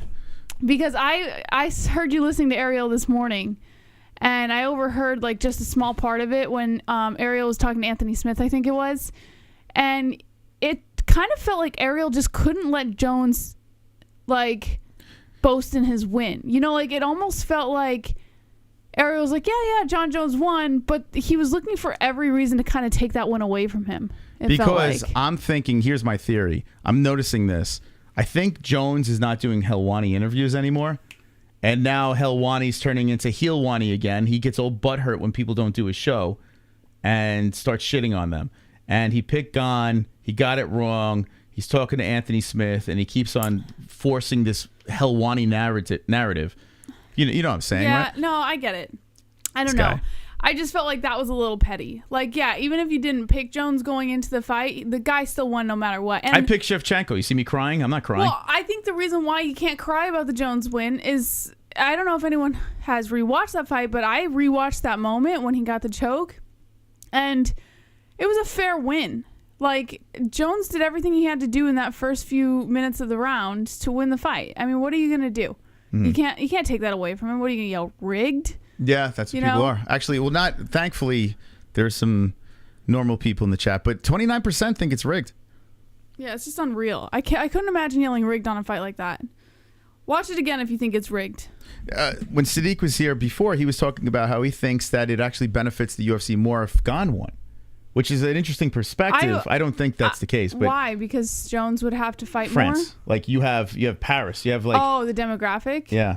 But I look at it this way. I mean, he's probably right. I guess in a sense, the UFC is reaching for different demographics. But at the same time, if you look at the response that Jon Jones got at the pre-fight press conference compared to Gane, I mean, I think it's better for the UFC for Jones to have the belt. Well, yeah, because think about it. If Gane were to fight Stipe, yeah. Well, what would the pay-per-view numbers be looking like? Wouldn't. I don't think it would sell nearly. People want to see Jon Jones fight Stipe, and also you have to remember this: Jones was the GOAT of the light heavy. He was, pound for pound GOAT, whatever. But now the GOAT's coming back, and he has to prove if he's still the GOAT. Mm-hmm. So I think that's what people are kind of clinging on to. Yeah. All right. Keep the votes coming in. I'm actually curious to see what you guys come up with over here on the rigged. I do not think it's rigged. Jesse doesn't think it's rigged. She did pick Gane. I picked Jones. But still, we are on the same page. No rigging. But Life and Logic thinks it was. Not so much rigged, but Gane quit easily for an easy bag. You think Jon quit? I'm not diving into that shit. No, absolutely not. I'm not doing it. No, I don't think that he was just wanting to get paid. I mean, like I said, I watched that moment again, and it looks like a very clear choke. He had his arm tucked under the chin. He pulled up tight. And what was that video of Henry Cejudo teaching him this move right before the fight? Yeah, I showed it on the second channel. I'll show it here. Jon Jones was prepared for this. That's why you got to be subscribed to the second channel. There is no possible way. Well, you know what people are going to say? Scripted. Gane would not do that. I don't think Gane would do that because Gane has been working his ass off to get a belt. And I don't think he would sacrifice all that hard work. There's just one thing, Jon, that Volkanovski's doing, especially because you're a wrestler, that Islam wasn't doing. And what you don't want to do, because he's a bigger body, if you're losing a position, you don't want to overwork a position. This is where he was getting in trouble because that's a lot of strength. If you're gonna lose a position for whatever, let's say you have Gane here, switch position, do it to something bigger. What are the odds? Know when you have a position locked. Because the last thing you want to do, John, is blow a watt in your hands and your wrist. You know what I'm saying? This is just tactically. Because you might be in this position here. Don't. I mean, look at that. What are the freaking odds? Well, it's scripted. No, I'm saying, what are the odds? Part of the script. I can't with you people. Right? Is that part of the script? I thought it was amazing. When I saw this, I was like, wow. 28%, is that part of the script? It could be. This could be it. Cejudo is in on it.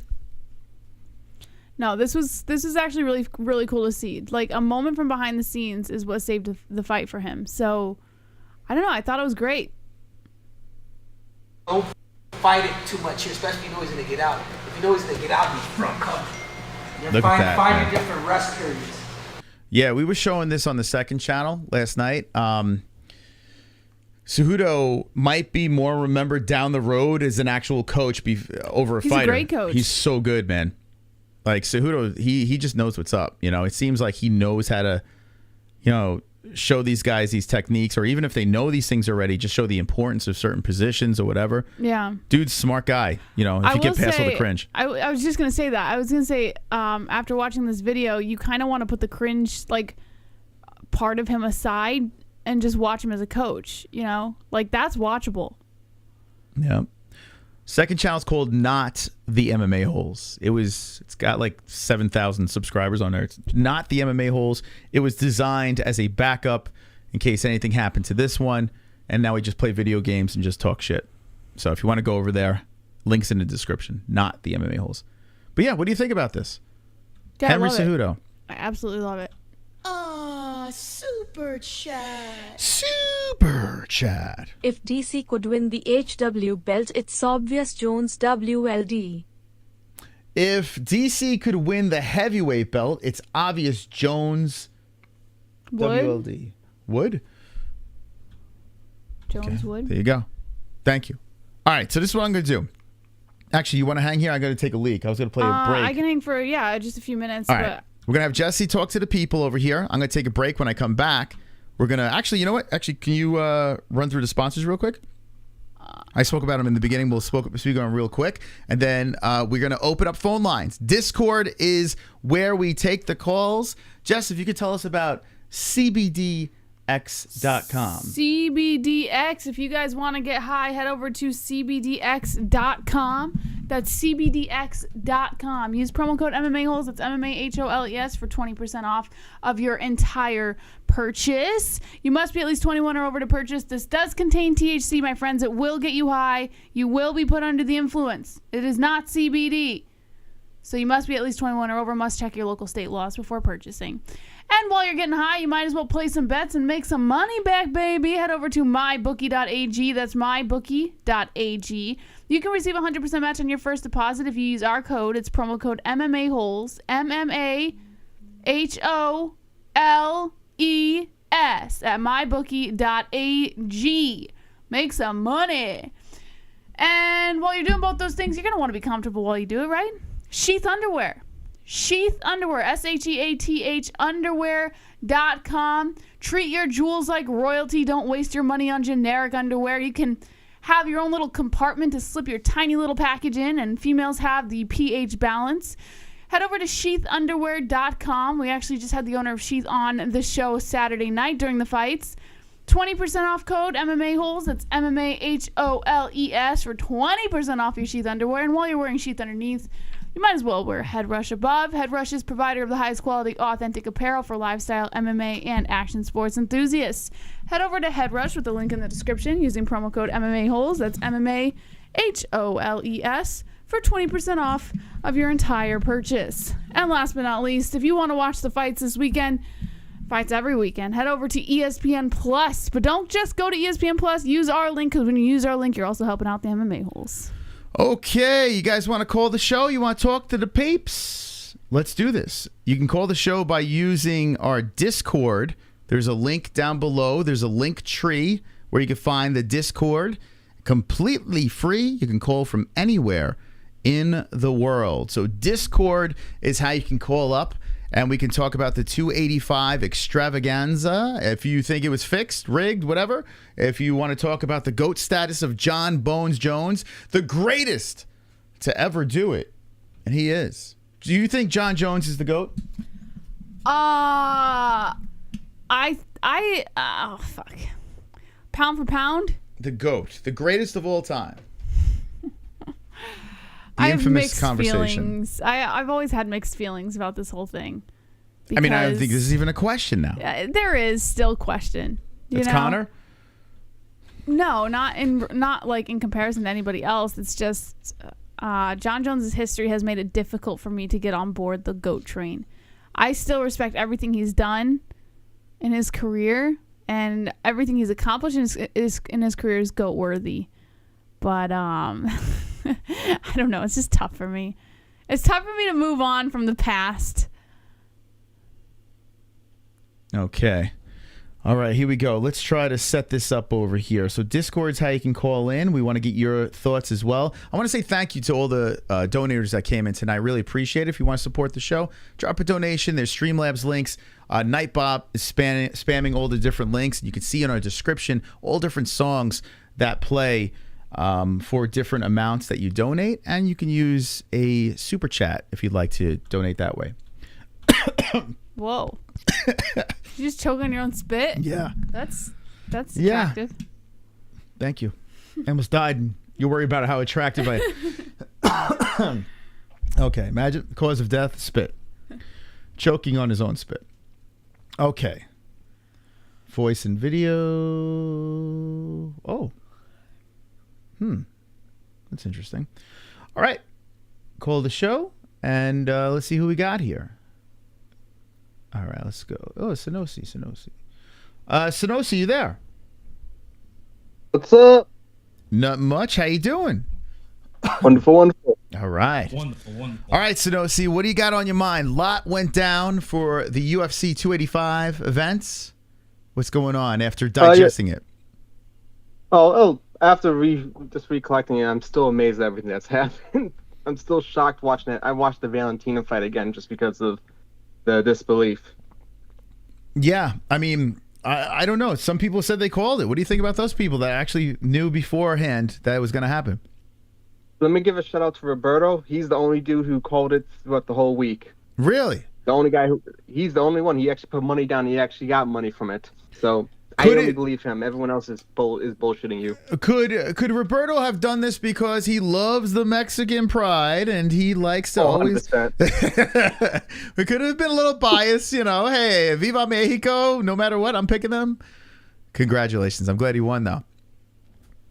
So apparently one person put a $1 bet. I'm angry, and they won $400K from a certain a parlay. Wait, someone put a $1 bet on who? A $1 parlay, and they made Savage put it on the Discord. Mm-hmm. I'm jealous. $470K off of $1. What was the parlay? What? It was just 5 fights. It was just like, depicted. Think of like Cody from decision, Jones for submission, Grasso for round 4 finish or something like that. It was something very freakish. The parlay had prop bets? It was all prop parlay. That's how you get. Yeah. What? That's how you get the big numbers. How do you win a prop bet parlay? It can be done. I've done it. That's practically impossible. Hard. Yeah. Well, if your props are decisions. There's 2 different ways you can prop, though. You can prop by how they're going to win the fight, and then the harder one is by round. Yeah, yeah, no. I've seen all the... I'm saying I feel like it's already hard enough to win a parlay. But to win a parlay with prop bets, I feel is practically impossible. Yeah. Well, that's why Kainoto saying Derek Brunson took a dive. Think about this. If you had Derek Brunson getting submitted or TKO'd in the, what was that, second round?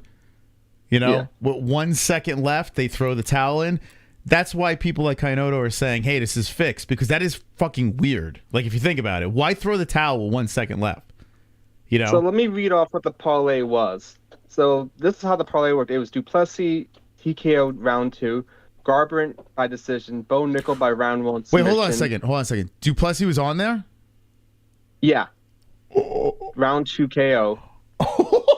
So that's wait. Hold on a second. So that parlay would have. I don't know. Would have wait. Think about this. That parlay would have blown up if they didn't throw the towel in with 1 second left. Yeah, that talk about freak acts. Dude, something feels. that's crazy.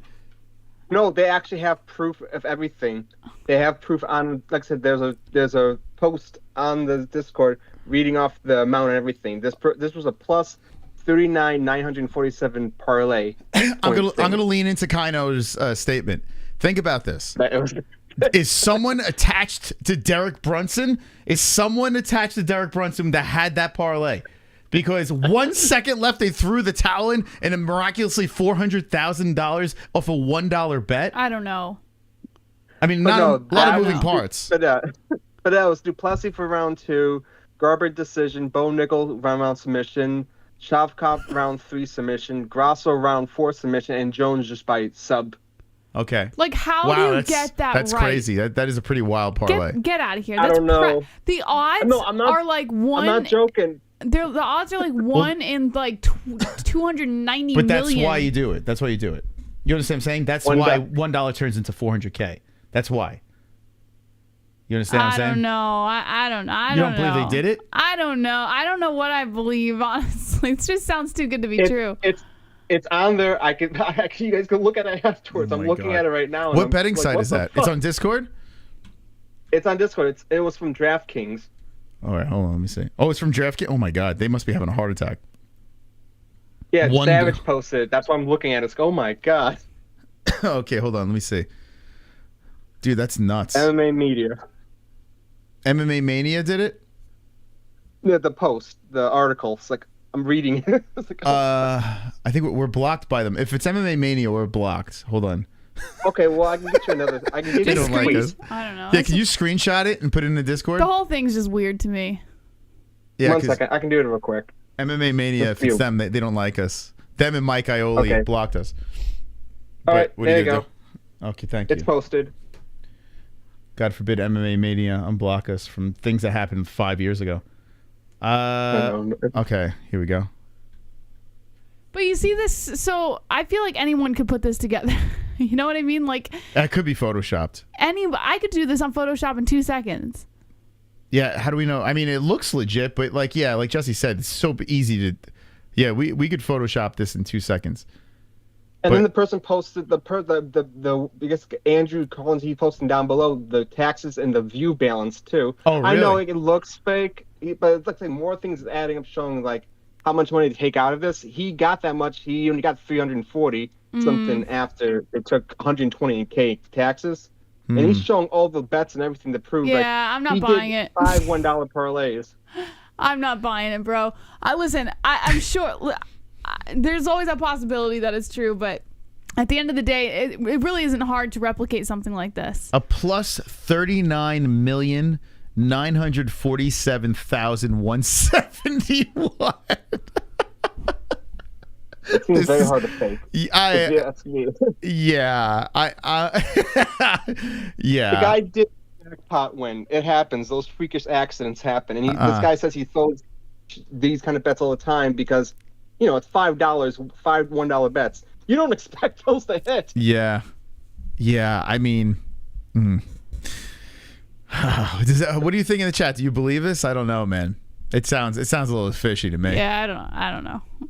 But if he did hit, that's amazing. That is amazing. Yeah, I mean, congrats to him if it's true, but I don't think Here's I'm another buying one. Yeah, it. so 72,000. This guy got a $1, and it was a plus 72 million? No, it's 7,263,040.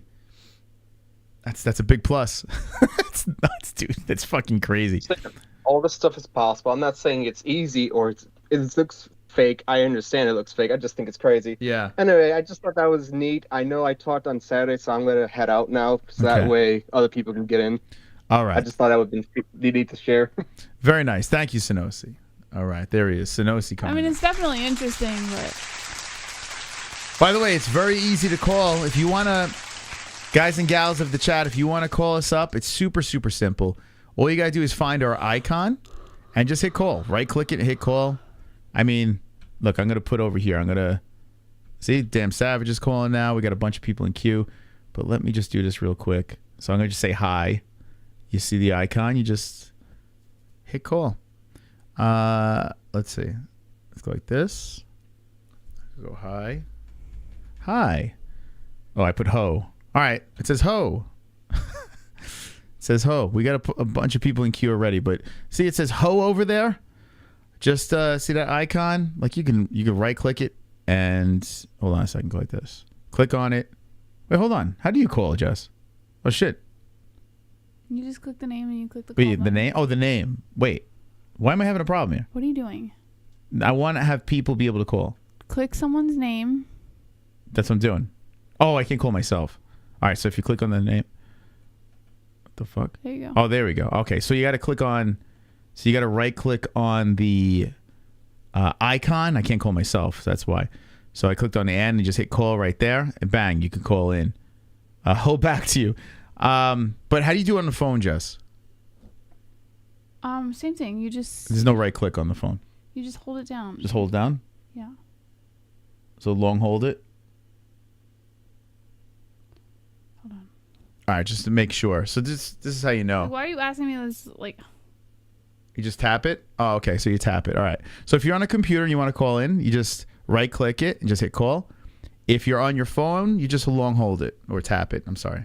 Tap on the our icon and then bada bing, bada boom, you can call the show. Okay, who do we got here? We got a bunch of calls here. What do we got? We got so many freaking peeps. Let's we'll just do this. I think he came first. Pulse, you there? Yo, what up, bro? How you doing, bud? What's going on? I'm all right. Happy early birthday. Thank you. Appreciate that. Nope, hold on a second. Wonderful. We got someone sliding in. Sonosi. Got distracted by that article. My main question for you, who do you think they feed to bowl next? I mean, more cans. That's what I would do. Right? I wouldn't give him anyone big. Feed him a couple of cans, and then we'll start talking. Right? I mean, why go crazy with him? That's what I think. What do you think, Jess? I have no clue because I could care less about Bo Nickel. Izzy. Pulse, what's going on, man?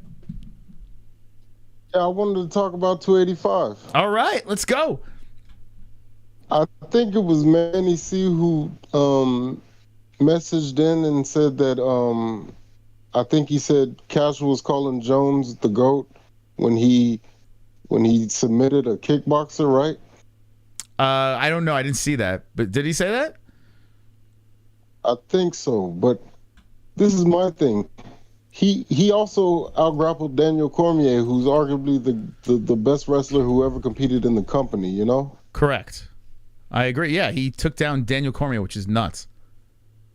Right. And he beat Gane, and this was arguably the easiest fight of his career. Wouldn't you agree? Yeah. I mean, the Chael Sonnen thing's there. But yeah, this is. I mean, he didn't even break a sweat. Got on there, collected the neck, and said, "See you later." The point you're making with Daniel Cormier is a very strong point, and I don't understand why people are shitting on Gane, saying he sucks, he's overrated, he's this and that.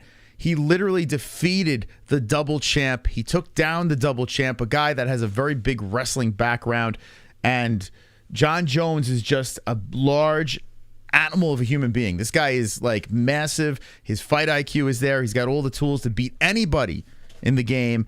And the fact that Gane got ran over, you know, in hindsight, I shouldn't be surprised. I don't know why I was surprised the night of. Like, Jones is the real deal. He's the GOAT. And I mean, Gane might be a little overrated because, like, you got to realize even the deaf guy gave Jon Jones a harder fight than this.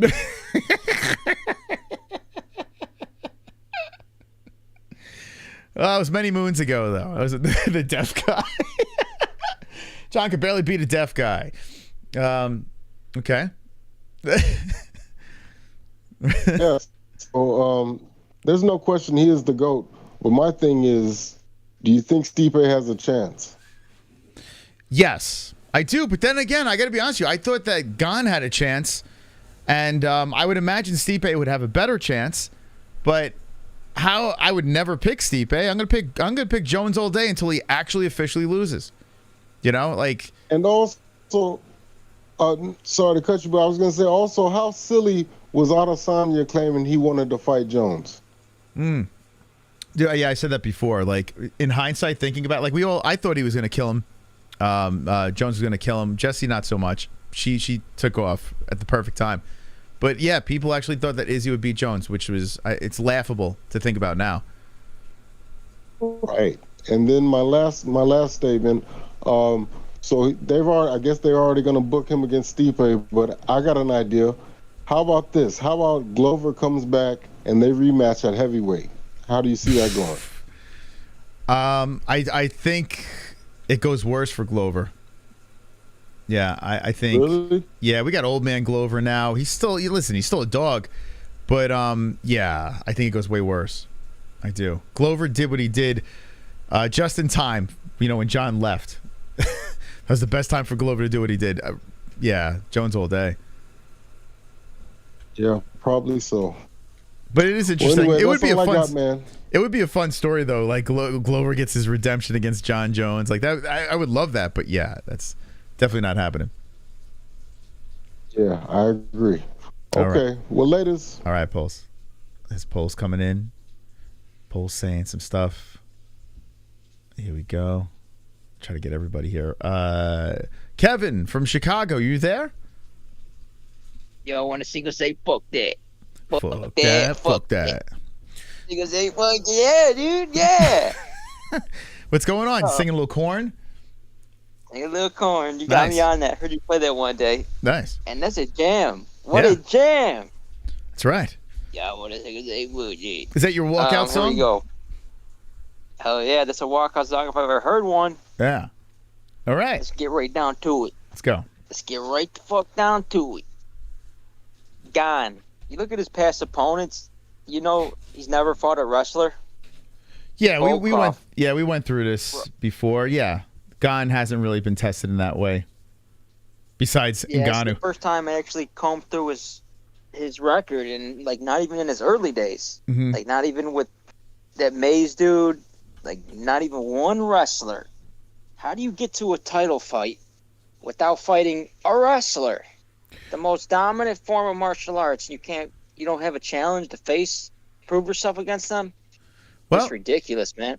How many wrestlers really Sean O'Malley fight? You know, like that's what the UFC does, man. Like, and look at what Sadiq said in the chat before, that you know the UFC maybe would rather Gane win this fight, you know, for the French audience. So yeah, you know, you see a guy like Gane, you can probably find a way to market him in a specific way and get a certain group of people to latch on to the sport. So yeah, he might have got a little softer path to the title. And you know, people are bringing up he's a new age. He's such an athlete.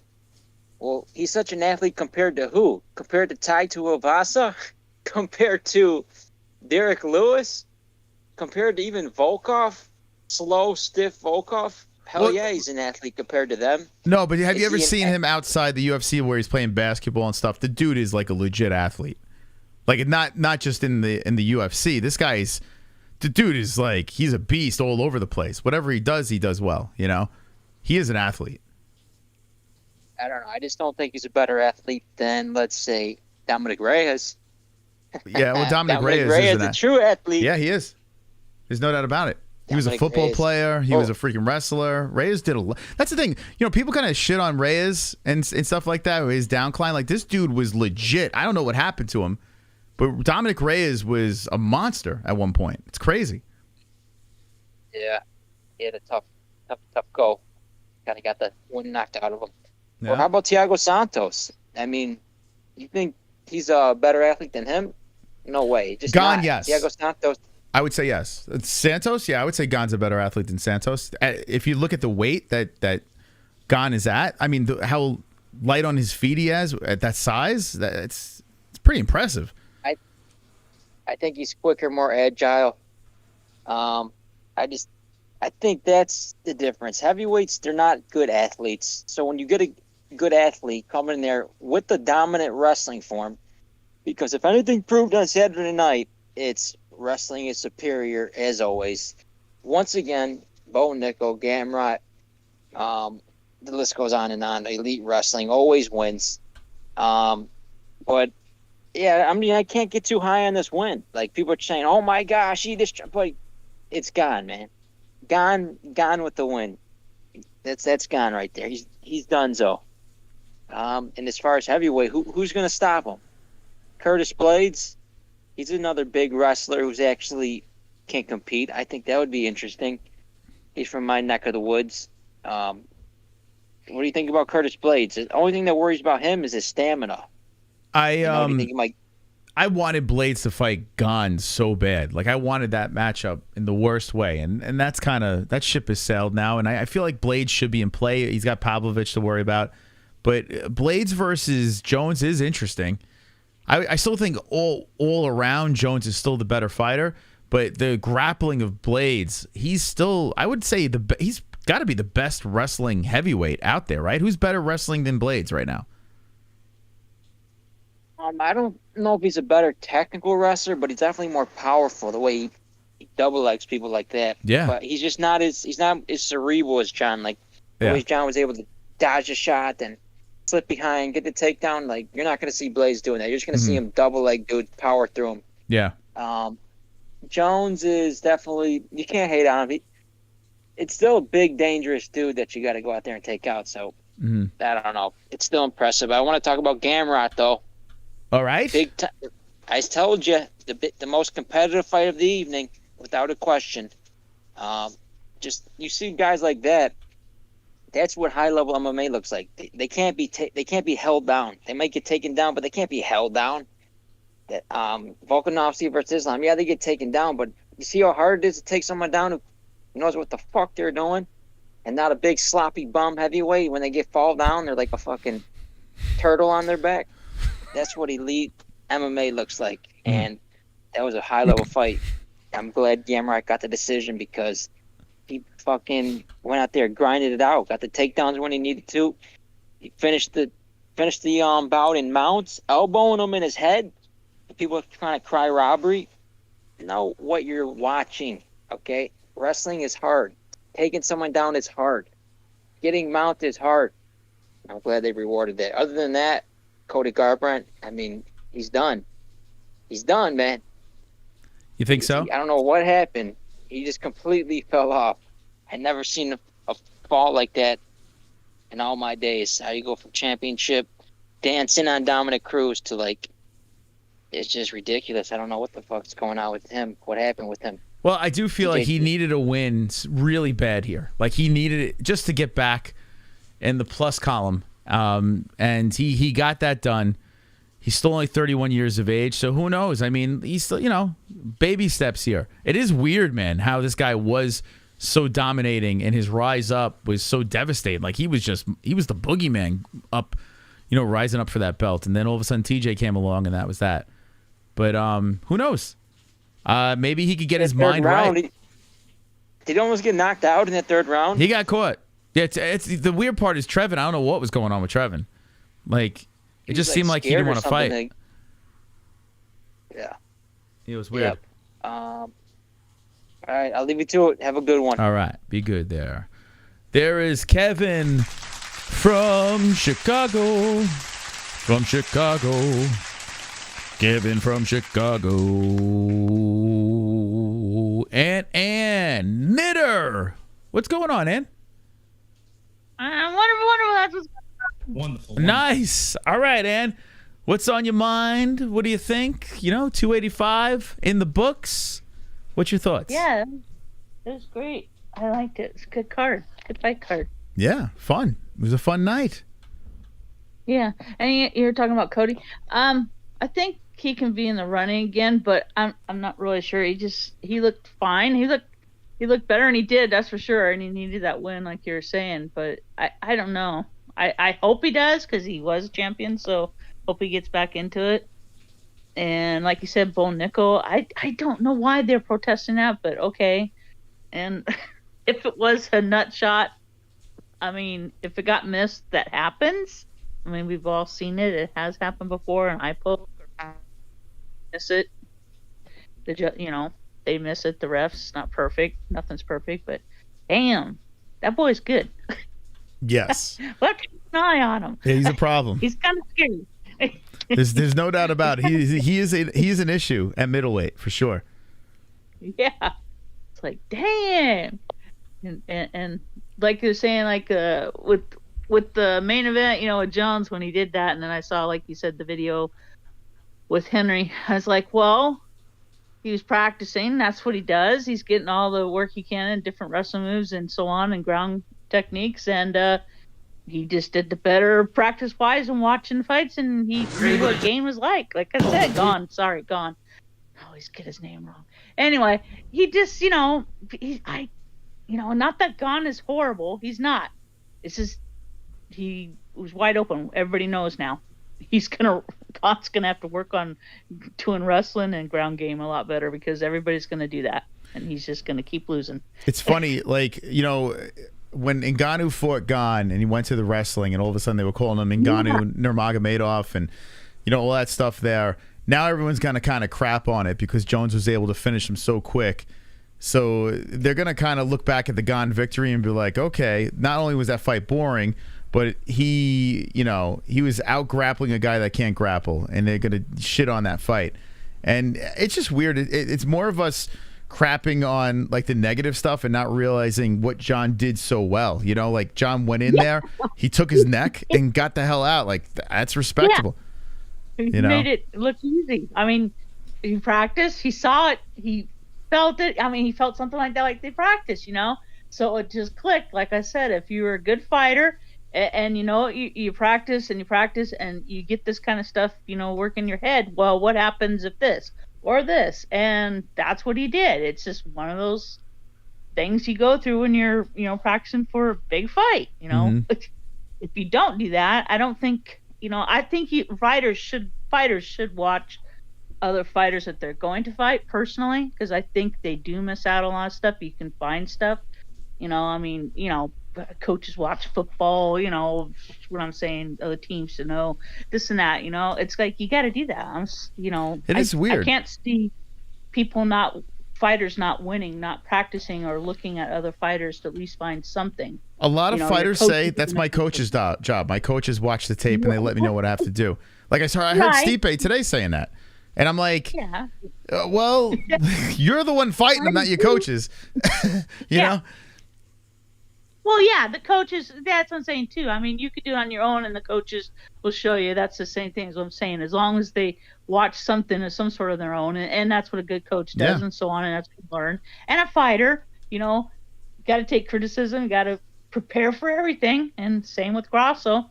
We saw that video too, and we know how she loves to throw those spin kicks, bullet, and I'm not saying, who knows? I'm just saying, she practiced it, and everybody's saying it's scripted on those fights. Going back again, they practiced it. Something happened. That ever happened? Knew what to do. Go ahead and go for it, and that's what happened. Yeah. She got taken down. She got choked, and we all saw how she looked. There was no way she wasn't gonna tap. That is allowed. She was done. Her forehead was like a tomato. Yeah, she turned into a meme. But like you said, I think when she comes back and fights her again, which I'm sure they'll give it to her, I think Grasso will lose, because I think Bullet won't do that again. I'm hoping she won't. Use those spin kicks, because she'll do the same thing again. So be prepared. I mean, Grasso will. It's crazy. Not saying Grasso wasn't any good. Hey, she deserved to win. She got it. It was great. I want a Bullet to win, but hey. And I think Jon's is the GOAT. Okay, I may not like what he does outside the cage. Yeah, but it's an athlete. It's a fight. I love MMA. I love UFC. I'm gonna still watch him. I'm gonna still pay to watch him and see him. And yeah, and the same with Conor. I don't like what he does probably outside the cage, but I still like what he does in the cage. It's Conor. I like him. Other people don't. Hey, he's an athlete. He's a fighter. I like how he fights, That's the thing. At the end of the day, we're here signing up to watch people fight inside a cage, beat each other up in a cage, men and women, go at it. That's what we're here for. Like, we can criticize them for all the crap that they do outside, but when it comes down to it, we want to see fights. The best people, put them in front of us and let's watch them fight, right? Yeah. And when we do talk about it, it just makes good MMA news. Yeah. Yeah, we talk about the other nonsense to get clicks, but at the end of the day, we just want fights. That's it. We want to see the best of the best beat each other up. But you know what? It always turns into, all the other stuff. We always get stuck in thinking about all the other stuff. Where Jon Jones wins an impressive fight, we talk about how bad Ciryl Gane is, instead of saying, hey, Jon looked fantastic. It's so weird how we work. We're wired strange. No, I don't think he's not. He doesn't suck. No. There was a time not too long ago, everyone was like, Gane is the greatest thing since sliced bread. Everyone was all over him. Now all of a sudden he loses a couple of fights. He's the worst thing ever. It's weird how people flip. Well, that always happens. That's how everybody is. A lot of people are. It's like they back off right away. Yeah. Dang, look, he lost. Oh, okay, come here, Carmel. Sorry, my dog's crying. Come here, little boy. My little puppy. There you go, Carmel. Okay, shh. There, shh. We're growling. He's growling at you. He's growling at you. Whoa, Moss. Carmel, calm down, Carmel. Calm down. You're Carmel, getting a little restless. He's sounding like Jon Jones now. That's Jon Jones. You sure it's not Jon Jones sniffing some coke behind you or anything like that? On a bender? That's a dog? Yeah, he could. Yeah, if he doesn't get his way, like get his bone or something, he gets a little angry. Oh, That's okay. what he's looking for. His bone. Okay, gotcha. Very interesting. But yeah, great fights. Great to watch and had fun. And yeah, I did good on Tapology. I got 8th place, I think, on Goat Milk. So had fun. And like you said, I don't think I'll bet. Like you said, probably if I start betting, I'll. That's when it all falls apart. Isn't that crazy? I start losing money. Carmel, this is the first time where, 10 wins, 4 losses, 3 of those losses I bet on. That's what? What is that? I gotta stop. I think I gotta cut it out now. What is going on, man? It's the kiss of death. Yeah, she put that 50. Was it 50? Yeah, she saved me. Jesse saved me. She did. Yeah, she did 10. Well, she only did $10 and won $50. So Jesse saved the day. That's right. Hey, Jesse. That's right. All right, Ann. Anything else? No. Oh, happy early birthday. Thank you. Thank you, Ann. And the reason why you're forgetting stuff, Moss, is because you're getting older. It definitely is. There's not a doubt about that, Ann. It's not a doubt about that. Senior moments are happening more and more these days. And it's happening on live TV. All right, Ann. Thank you for the call. Appreciate it. All right. Thank you, Moss. Love you guys. Okay. Bye. We love you too. There's the knitter coming in. Look at the new subscribers coming in. Thank you guys for subscribing to the channel.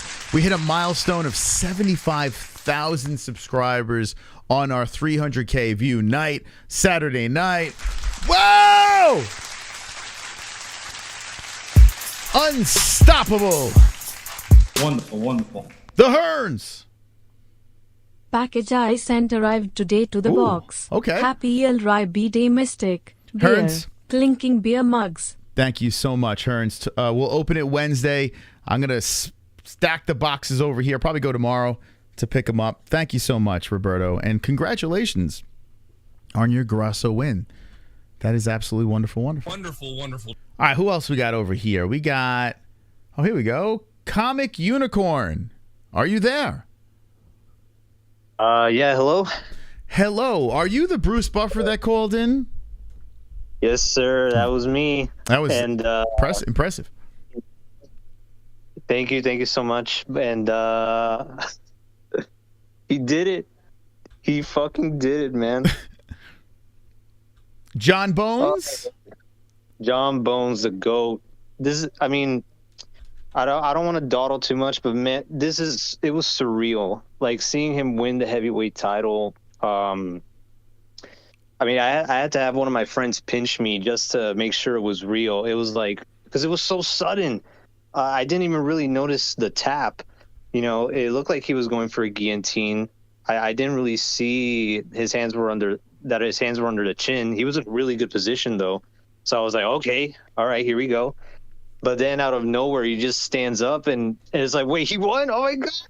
Like, oh man, it was crazy. What a crazy night. It was. And it is a bummer that it ended so quick. I did want more. Like the chat was fired up. My heart was beating out of my chest. And then boom, it was all over. And I think that's why a lot of people are criticizing Gane and shitting on the fight and saying it was fixed. Because what we signed up for was a war. And what we got was someone run over another guy. That's not what you want when you're paying $85 for a pay-per-view. So I understand why people are shitting on it, but I think we really should embrace what happened on Saturday night. It really was truly amazing. Yeah, absolutely. Context matters. I mean, the entire build-up to this fight, it was talking about, was Jon Jones going to look like at heavyweight? And while there's still a lot of questions to be asked, cardio-wise. I mean, the fight only lasted a little over 2 minutes. Mm-hmm. So there's still that question, can he go 5 rounds at heavyweight? But one thing's true. I mean, he looked big in there. Right off the bat, he was pressuring Gane towards the cage. Mm-hmm. On the feet, for the few strikes he did throw, he didn't throw a lot of strikes. But, I mean, defensively, he looked pretty good. I mean, the way he was able to slip that left from Gane and go right to the body and take him down. I mean, that's a very encouraging sign if you're Jon Jones. It's pretty wild. Like in the chat, I see someone saying, Jon looked goofy on the feet. It doesn't matter, right? But think about this. Ciryl Gane could be one of the most dangerous strikers at heavyweight. And Gane was able to stand and intimidate him and move forward and get, like you say, slip and wrap around the body and grab him and throw him to the fence. Like, I don't care how goofy he looked. He looked intimidating. And at heavyweight, that's pretty much what you need. You need to be big, strong, intimidating, and smart, right? Jon's got all that. Exactly. Yeah, he does. It's scary to think about that. At the age of 35, he could still get even better. And, man, I mean, it's just so crazy. And, yeah, for me, it was so surreal because literally everything he said leading up to that fight came to fruition. He said he was going to make it look easy. Mm-hmm. He did. And I was looking through the stats. I think this was the fastest victory he's had in a title fight ever. Mm-hmm.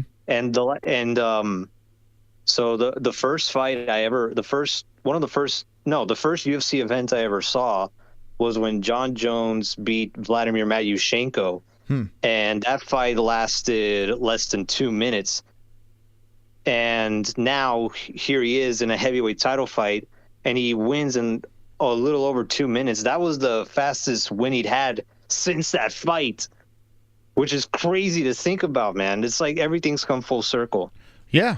It really absolutely has. And even during that time, this would have been 2010. During this time, there were people already asking him about heavyweight. They were like, Randy Couture won at light heavyweight and heavyweight. Would you consider moving up? And I don't remember what Jon said, but he said something along the lines of, if the opportunity presents itself, he would do it. And he did it, man.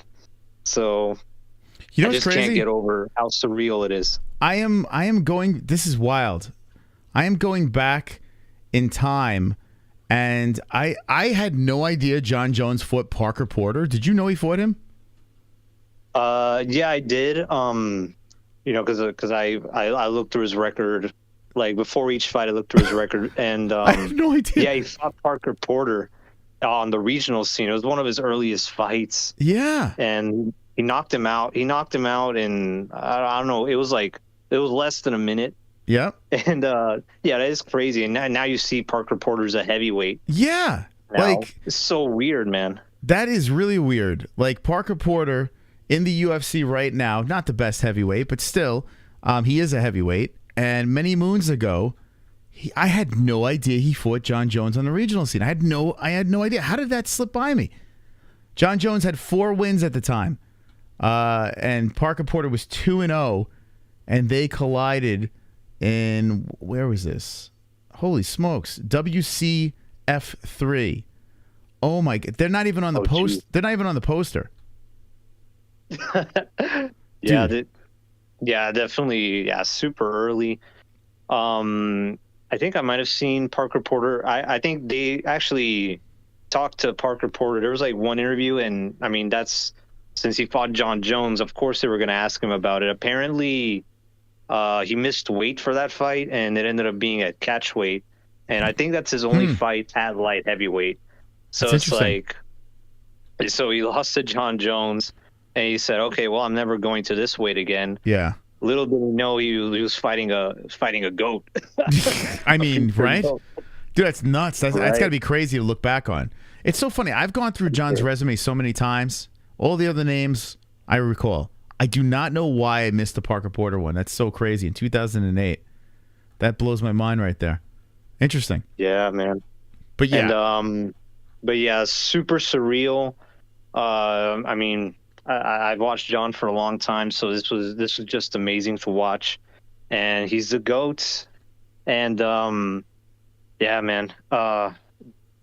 Another thing I wanted to talk about, speaking of GOATs, we saw one lose on the same night, Valentina Shevchenko.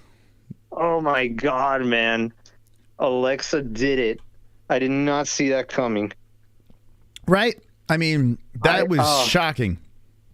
It was, man. And okay, so this was a tough one for me because I like Alexa Grasso too. I like Valentina. I like Alexa. Mainly because, I mean, one, she's Mexican. You know, I'm Viva la Raza. You know, that's where my family's from and all that. But at 115, Alexa, I mean, she was inconsistent. She would win one fight, then lose the next. It seemed like she was having trouble finding her stride, but then she moved up to flyweight and she went on a win streak. She went on a run.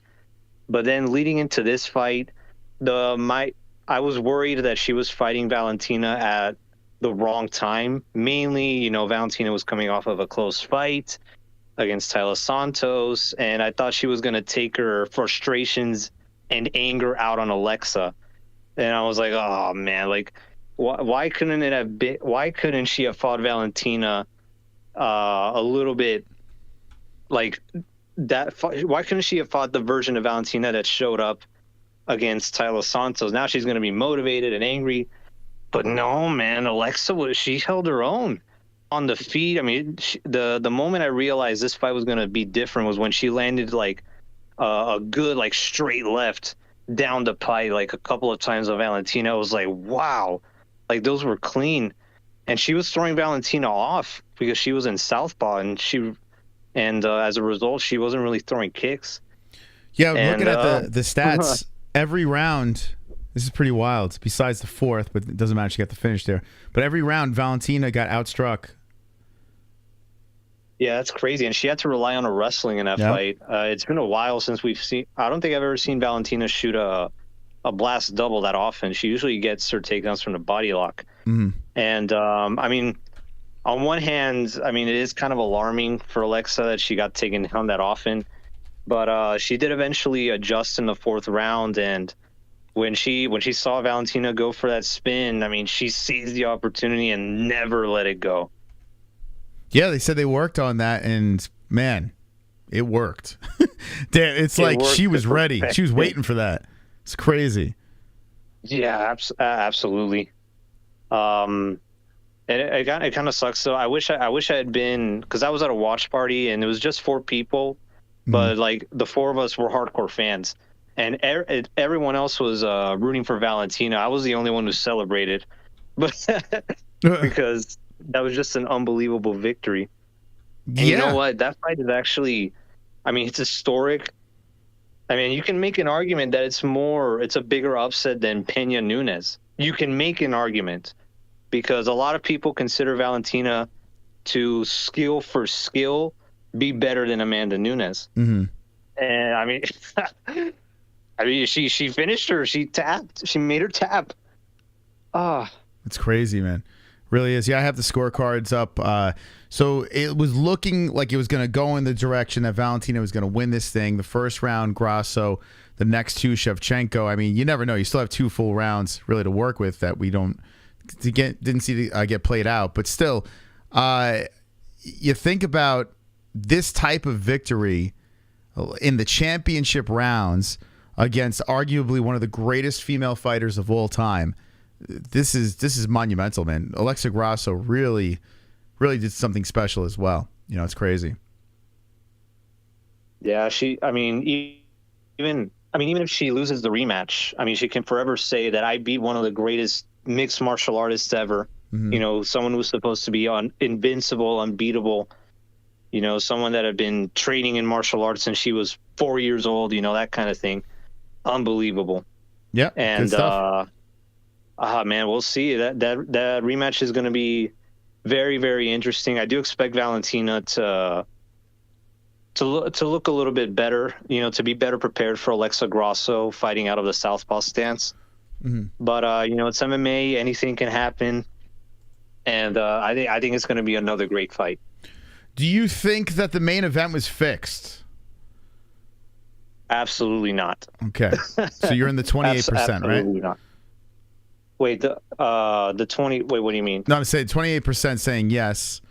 No, I'm kidding. 72% saying no. So okay, I was just trying to fool you there. It wasn't rigged. Okay. If anything, no way. Anything else on that card stands out to you? Well, I'm glad that I was happy to see Cody get a win. I know, I mean, it wasn't pretty at all, but at least he won. And he did say that he had some sort of a neck injury and couldn't even move his right arm. So he was able to overcome that and get the win. I'm not sure how much confidence is going to give him, given that he did get hurt at the end of that third round. But, you know, he got the job done. But you know what it did do for me, though, is that I started thinking to myself, man, there used to be a time when Cody had so much hype behind him. Like, he could have been, you know, he beat Dominic Cruz. And I mean, he could have gone on to really become a big star in the company.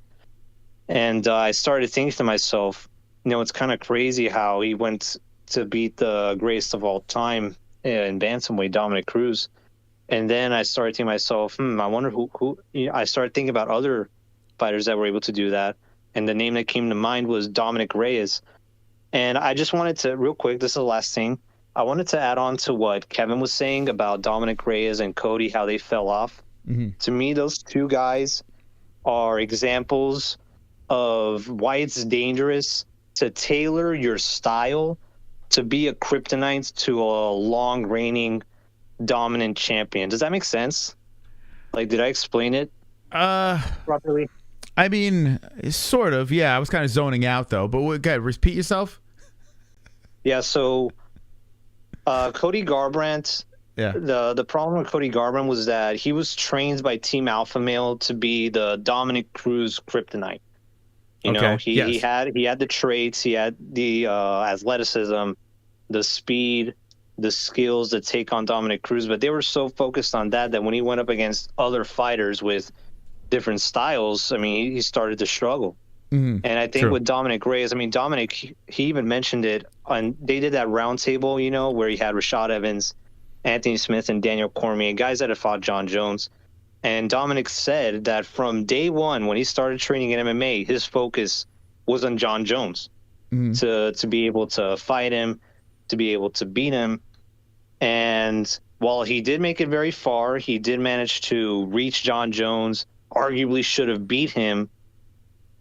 The problem with that is that he was so focused on Jon Jones that when he started fighting other elite light heavyweights, I mean, we saw a massive difference. You know, his very next fight, he lost to Jan, then he lost to Yuri, and now it looks like he's taken so much damage that who knows if he's ever going to be the same again. It is crazy. You know? I mean, that's actually a pretty interesting thing to think about. Yeah, because you fight to get to a certain point and to fight a certain end boss. And then when you get past that end boss, whatever the outcome is, and you got to face other people, it's like, well, I beat the game already.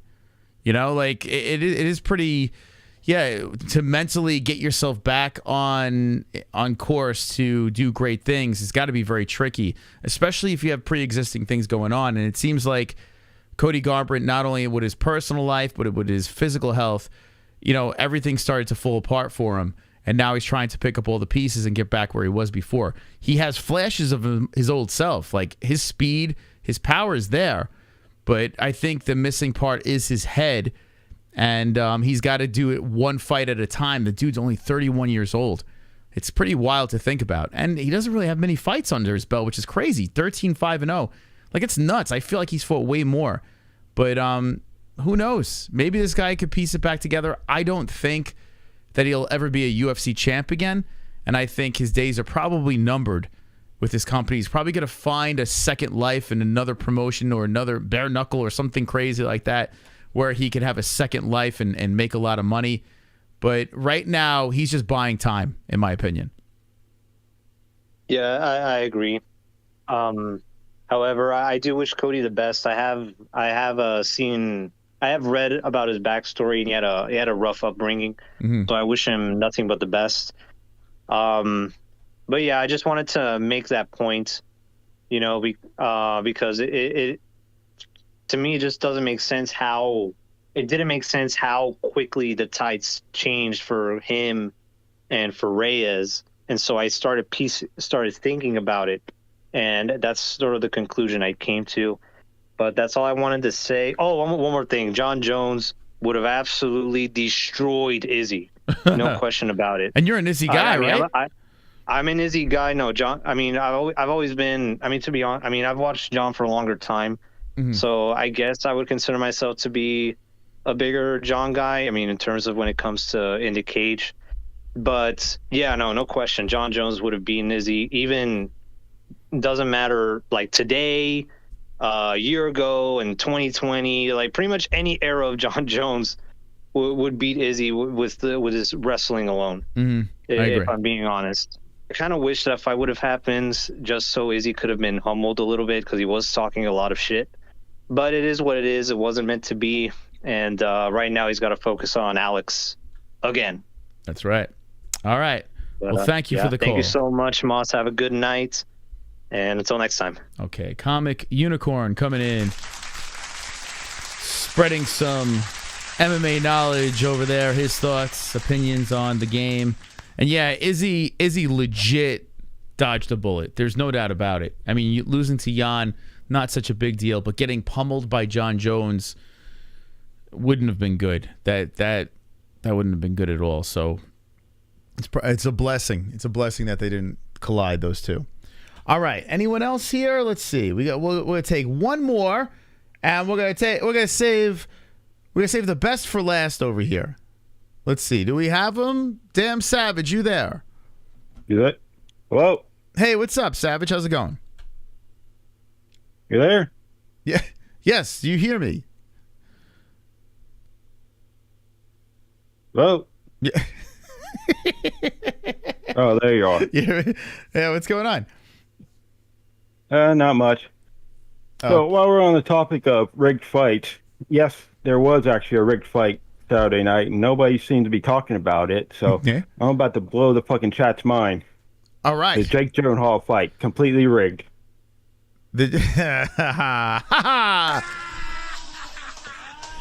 Wonderful. Very nice. I think you're right. I think the Gyllenhaal fight was rigged. Yeah, I would agree. Oh, I know. All I want out of that movie is I want fucking Conor McGregor to fucking roundhouse kick a guy in the head, then turn to the camera and say, Roadhouse. Yeah, it's that would be amazing, right? Yes, that would be amazing to see him do that. I don't think that's going to happen. You think it's going to happen? That would be the shit, dude. A little reference to fucking Family Guy. That would be interesting. Yeah. That would definitely be interesting. Are you going to see that movie in the theater? No, it's going to be on Amazon, so we just watch it at home. Oh, okay. That's great. Anything that's released on Amazon is fantastic because it just gets released to all the streaming services and the apps. Like, you could just watch it. It's amazing. Yeah, fuck the theater, unless it's like a movie like Top Gun. Yeah. Roadhouse. Oh, boy. Yeah, that whole thing is... I mean, I guess if you were at the event, it was probably fun to say you were part of the movie. I guess that's kind of cool. But watching the highlights and the all the clips from it's just it's so weird, man. Yeah, it was pretty bad. Don't have high hopes for that. Yeah, it's so weird. Jake Gyllenhaal all juiced up. Jake Gyllenhaal as a UFC fighter, it just all feels weird. Okay, so what do you think now that Cody's back in the win column? You think they'll sacrifice him to Figueiredo because he's moving up to bantamweight? Yeah, people were calling for that fight before. Yeah, I don't know what's next for Figgy. I don't know, but I wouldn't mind seeing that. That kind of makes sense in some sort of weird way.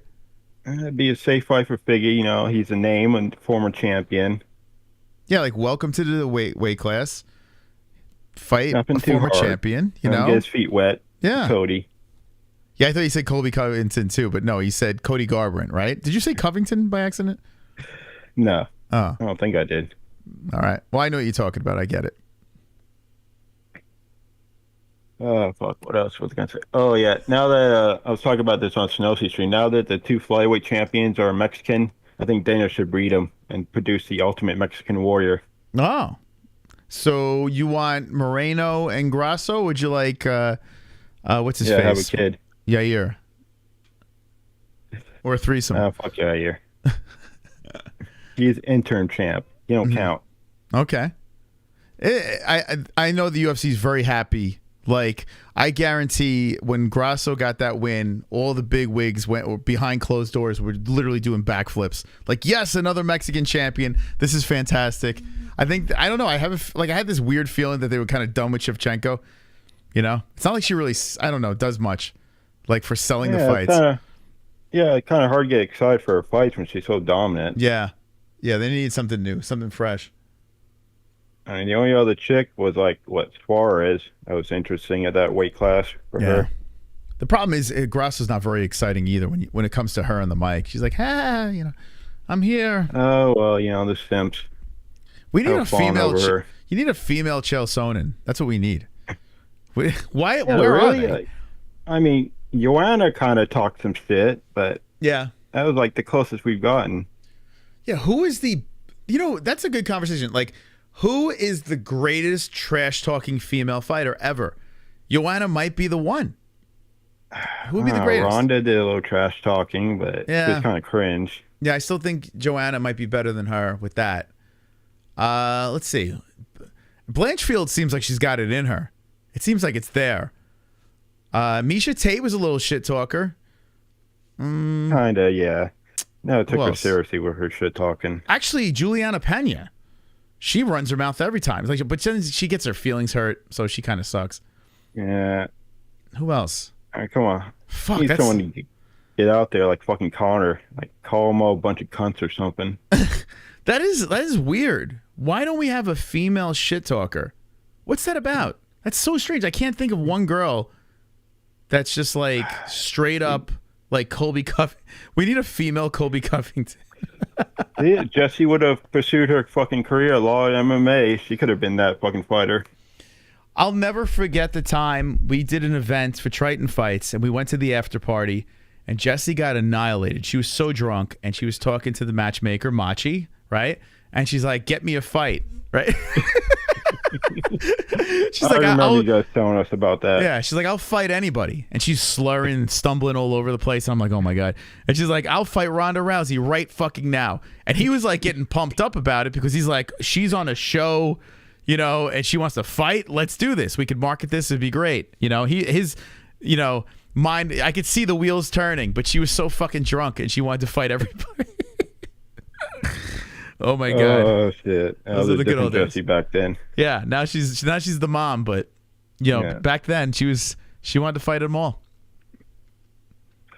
All right, moving on. Jon Jones.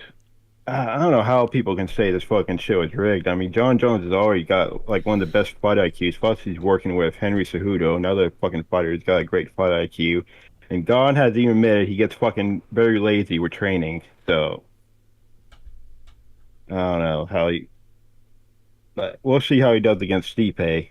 Mm-hmm. That's going to be a whole different Republican conversation. It's going to be the same bullshit. Like people were saying, think about this. People said Cowboy Cerrone took a dive, right? And if you think about who Cowboy Cerrone is, he's not that guy. You know what I'm saying? Like, Cowboy he's a fucking, like, beer chugging, like, let's go, I'll fight anybody, anytime. You know, yes, he had a rough run at the end. There are certain people out there that are just straight up fighters. They're fighters at heart. You know, and then for people to say that those guys would dive, Ciryl Gane, I don't think is the type of guy that would take a dive. I know he comes across as a pussy on the interviews and this and that, but I feel like he had an opportunity to defeat the GOAT, like the dude, the greatest ever. He had a chance to do that and completely fumbled the ball. You know, I don't think anyone would want to be put in that position over there. So no, I refuse to even entertain that thought of this being a dive. It's just silly. And if it was going to be a dive, it would have been more cleverly done. What, the first French heavyweight champion? Yeah, it's crazy. If you were going to take a dive, off that. You wouldn't go to Joe Rogan before the fight and said, well, if I win, like, you're literally like, you know what I'm saying? Like, you don't do that. You're like, when I beat this person, and then you lose, you know? This guy's running around saying, if I win. He was defeated beforehand. It's so simple. This dude lost before he even got in the cage. I don't know, man. And John's such a fucking risk as a fucking champion. You know, everything he's been through, who knows what's going to happen down the road. So I think they would want Gane to fucking win, if anything. Yeah, I mean, that's what Sadiq said, too. He thought that... I honestly think, though, I do believe that Jones is just bigger money for the UFC. Like, for the short term. Actually, even for the long term. I mean, who knows? They signed him to an 8-fight deal. You know what I'm saying? Like, why would they want to sign a guy to an 8-fight deal and then want him to lose? You know, that doesn't make any sense. Yeah. All I know is I hope fucking Chris Barnett fucking climbs the ranks and beats Jones. It's a one. Wouldn't that be something? That would be something, yeah. Chris Barnett. Oh, my God. Could you imagine? That would be the shit. Maybe Chase Sherman will make him run. If he beats Barnett, maybe he'll be Chase. There's some really weird heavyweights that, man, oh, God. Well, now I know. Now I kind of get why Jordan Levitt shits on the heavyweight class. Like, he says it's a joke of a weight class. And, like, when he first said it, I was like, man, that's kind of fucked up.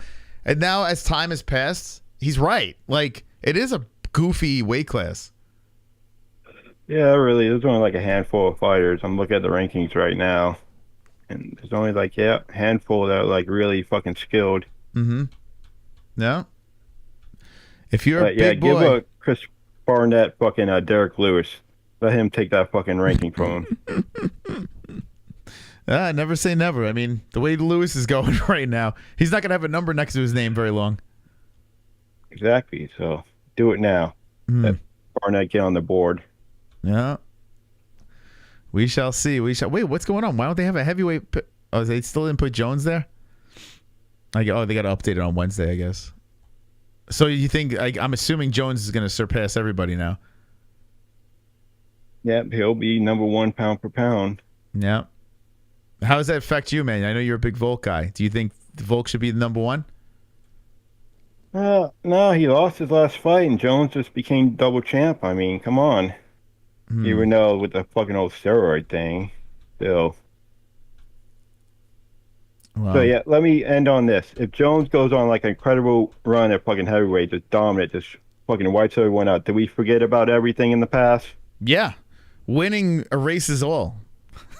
Like, for instance, Conor McGregor. Same thing. This dude starts rattling off wins. He beats Islam. No one's going to give a shit about anything this man's ever done. Like, no one's going to care. People forget. Well, I know one person who'll still care. Well, nah. He's going to become a fan again. Kainoto will be a fan of Conor. Watch. He'll be all over him. Oh, he's already a secret fan. He just doesn't want to admit it. Mm-hmm. He loves that guy. All right. Oh, getting late. I'll let you get out here. All right. Happy birthday. Thank you, Hope you have a good day Wednesday. Appreciate it. Right. Thank you. Okay. There he is. The Savage One. Thank you guys for coming in. Love talking to you guys. It is 2 hours and 48 minutes. Okay, I got to go. I got to get out of here. Cole Sober. He's not on the line. All right. Carl, you want to jump in for 2 seconds? I know you've missed us before. I don't see you on here. if you want to jump in for 2 seconds, but I got to get out of here. Kendall Volker, my everyday crush. Great show. Thank you. Thank you. Cole Sober. I don't know where he is. Oh, there he is. All right, Carl. Well, we're going to end it with you, bud. Kendall Volker, my Hello? everyday crush. Carl, what's up, man? Hey, Moss. How you doing? Good talking to you, buddy. Good to talk to you. Wonderful. Thank you. Nice, nice. Wonderful. All right, let's get a quick thought from the Lone Wolf. I want to say early happy birthday before I forget. Thank you. Yeah, man. You look like you're turning I would say 46. Wow. You're like, oh, that's completely right. Oh, Wow. I mean 36, but yeah, 46. You look great, man. Thank you. Thank you. It's very nice. Anyways, I just want to say, Jon Jones, yeah, he's made some bad mistakes, just like Conor, I mean, him hitting his wife is the hardest thing to take over, but we don't really know what happened, I guess in Las Vegas, he was going to get some more money to go to the strip clubs. His wife probably got in his way, and that little shoving, took place, and he probably didn't even really mean to. Because, Jon Jones was actually to hit a woman, Jon Jones. He would lay her flat out cold and she'd probably be in a coma. It could just been a little shoving that went on, the kids got freaked out, We don't know, But I know we all made big mistakes in our lives. And not one of us is without sin. And Jon Jones is a new guy. And I know he said this before, but there's a difference between being born again and then being a Christian, but being like a laid back Christian. And I felt like he was a laid back Christian back then when he was born again. He's got the tattoo, he's got the scripture on his chest and everything. And I really think that this is a new man, and I really do pray that he doesn't make any more mistakes. And he did go to the after party, and he said he stayed to the amount of time that he had to be there, for the fans and all that, and he was ready to go to bed. But I really do think that he's a great role model for all the up-and-coming MMA fighters. Like, there's so many kids that are up-and-coming, and, like, it's going to be crazy of all these kids, but up-and-coming. But I think he's a great role model to show that you can make mistakes in life and even be in the camera, the light, and still come out on top. So that's all I wanted to really say. If he keeps himself clean from this point on, yes, he keeps winning and he keeps on the straight and narrow. Yeah, there's no doubt about it. And the best part is, this is very embarrassing for Gane, but word on the street is his fiance was able to last longer in a fight against Jon Jones and Ciryl Gane. What do you think about that?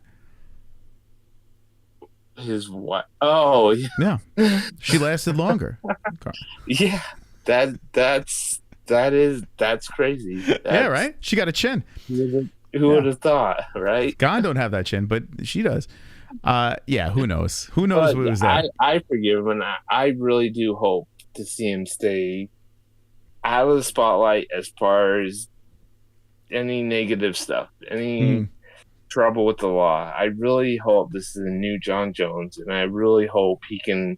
And then I do think if he carries on this way, he's just going to put away these light heavyweights like no other. Mm-hmm. And the only thing is, I'm really hoping Francis Ngannou sees this and is like, man, there might be some big money if I come back and fight Jon Jones, and Francis will come back and fight Jon Jones, because that's the only heavyweight I can see that will give Jon Jones a run for his money right now.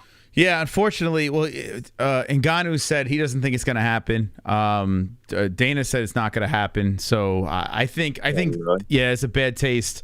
They didn't have a good way of leaving off those two parties. So it's unfortunate that we're not going to see Gane versus Jones, because that is interesting.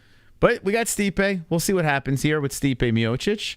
And if Jon runs over Stipe, well, I mean, there's really not much more to say, in my opinion. Stipe is old, so I think people are going to be like, oh, well, Stipe's, he's past his prime and cage rust or whatever. You're going to hear a million excuses. Yeah. Is he 40 yet? Is Stipe 40 yet? He's pretty close, right? I don't think he's 40 yet, but he is upper 30s. Well, let's see. But he's big. He's big for heavyweight. So that would be a good fight. And that would show that Jon If John he is does 40. put him out, that's going to show him that Jon Jones is going to just wreck everyone. Oh, shit. He is 40. Oh, is he really? Wow. Yeah. Oh, boy. I think Jon Jones is going to be here for a few years because he's 35. I think he's got a few years in the heavyweight division to just to make his mark. Yeah. Make his legacy. Well, that just solidified my pick. That solidified my pick. I thought he was 38 maybe or something. Wow, 40. I didn't think. Now I understand. Look at Glover Teixeira, guys in their 40s. Yeah. And the upper weight classes can do just fine, but still, when you're fighting the GOAT, you need everything on your side. You need age, you need everything. So, oh my God. All right. Well, again, happy birthday. Thank you. JBN my best and Ellie. And to all the chat, I love you guys. You guys are the best. This is the greatest MMA whole channel out there. We're taking over the world by storm. And have a good night. Thank you, too. Oops. There he is, Sober Carl. Oh, howling away. All right, guys. Hey, listen, thank you for chatting away with us. Thank you for everyone to hit the like button. Thank you to all the donators, our sponsors, the members and patrons. Thank you so much for your contributions to this program and keeping us going and flowing. The next time you'll see me, I'll be 46. Wednesday night is the birthday extravaganza. Here's the poll over here. Let's see. Yes, it's fixed. 29%. 71% say no.